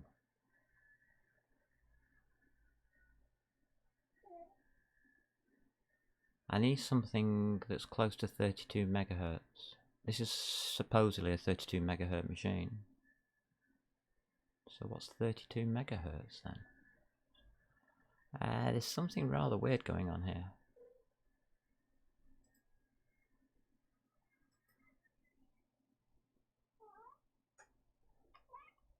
So 32,000.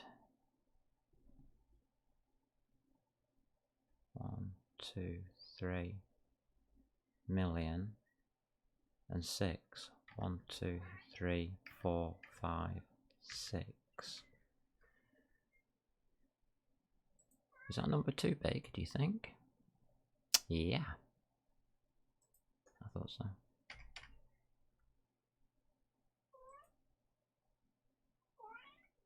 No.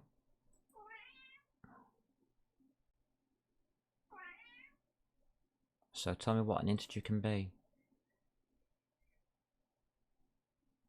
Oh, it doesn't.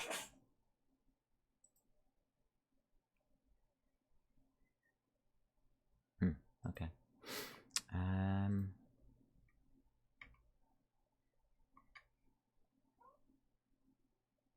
I know it's 65 something.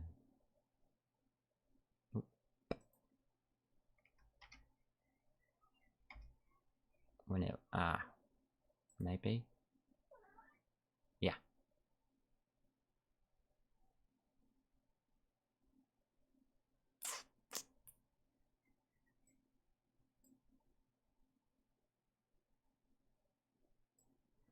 Okay, I'm a bit gobsmacked about this.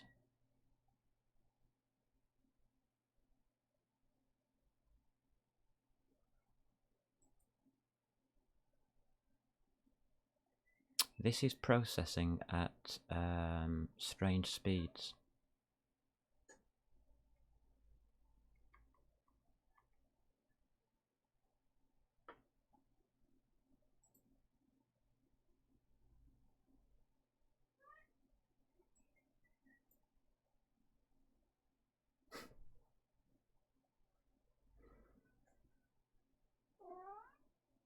That is amazing.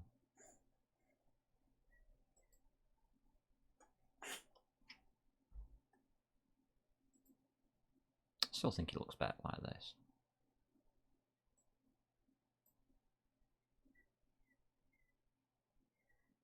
Yeah. Well, hell of a day I've had with that. Yeah, I need to introduce time. But I can't be bothered, so that'll come later. No, it's not urgent for me. I might do model loading next, which means I need more information. Do I have it? Do I?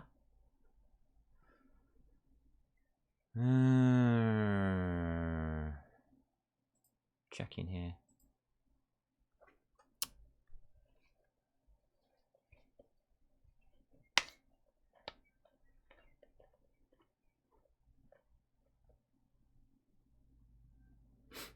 That looks interesting.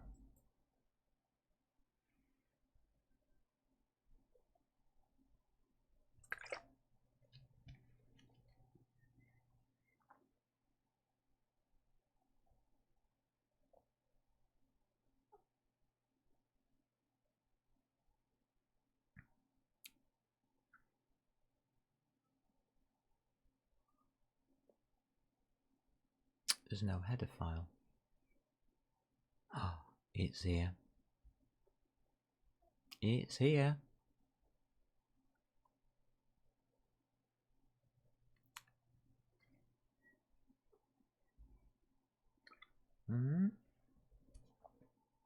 What, Poppy? Nothing I can do about it. There it is.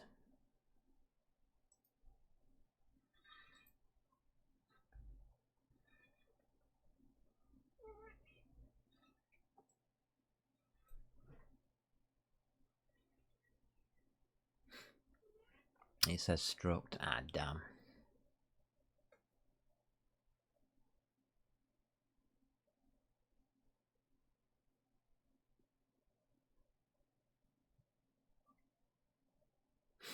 I can change struct to static. But I can't use vertex. Not like that anyway.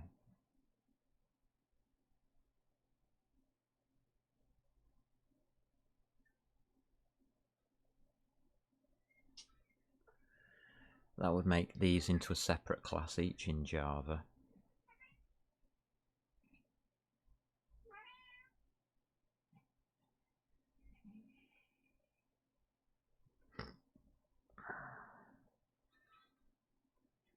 At least the information's here. Good, I got the information.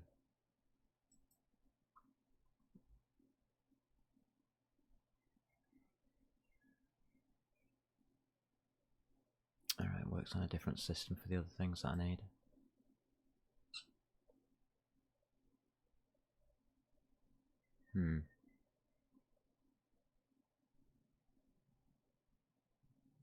I'm losing myself in thought, so I'm going to just... Ah, that's... And the cats want feeding, don't you? And it is your food time. My God, you should see the looks on the faces. If I could melt right now, there'd be lasers coming out of all their eyes. 6 eyes coming at me. Yeah, I've got 3 cats. 6 eyes now staring at me, trying to melt my brains to pieces. Oh dear. Yeah, it's an interesting language, this. I think I'm going to throw some more stuff at the wall and see what sticks. Yeah. And because the cats want feeding, that means I can tell you what's coming up this week. We have... Let's have a look. Friday. We've got Fire Up Friday. Fire Up Friday. Friday morning. Saturday. We've got the Saturday shootout. That's Saturday morning. And Sunday afternoon, we've got Sunday sailing. But I'm not sure how I'm going to approach that or whether I'm going to do it or not. Probably will do it this week. And I think my YouTube channel's coming together. Let's check it. How do we check it from here? No idea.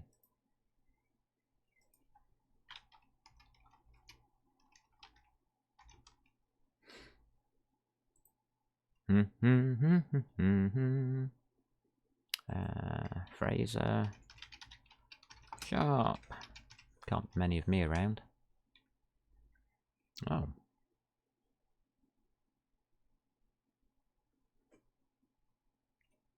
Oh. I don't exist. There you go. I don't exist as a YouTuber. I did put an F at the beginning, didn't I? So why is it coming up with this crap?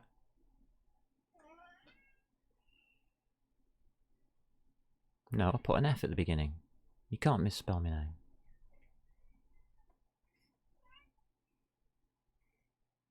No. You can't find me under that. Why won't it accept the F?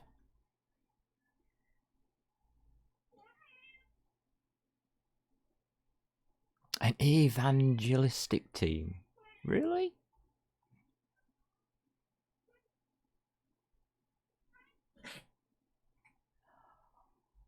Okay. It looks like I'm joining something dodgy here. 114 subscribers, 2 videos. Sounds a bit iffy. 3 years ago. Okay.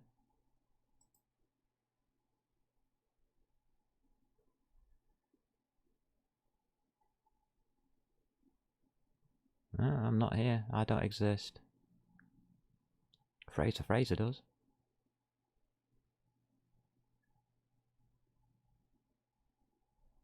Yeah, that's me there, Joe Fraser. Yeah, sure man. We all believe that one. Alright, so it looks as though I'm not listed yet. So you're not going to be able to find me. Ah, there may be a way of getting to me though. Twitch. Hold on a minute, just for you Twitchy people. Oh god. Don't do that to me. Twitch.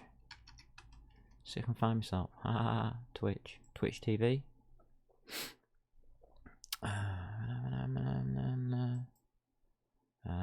Fraser. Bladez. Shout, that's me. I'm live.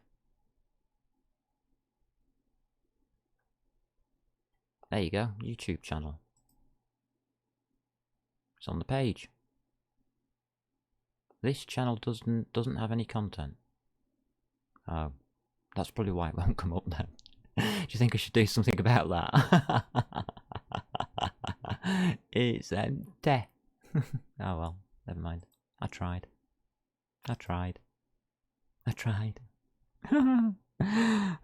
No, I don't mind. Right. I've messed about long enough for today, so I'm going to go and feed the cats. I hope everybody is okay with this flu thingy that people seem to be complaining about. Take care, and I'll catch you Friday morning if you're looking out for the Fire Up Friday. Don't know what I'm doing, but that's what it says I'm doing here. And on Friday afternoon, of course, I'll probably do a bit of programming or something, just have a chat with you all, whatever. But determined to have some fun. Take care, peeps. Catch you later. Where's the button? I've got the mouse yet. Stop.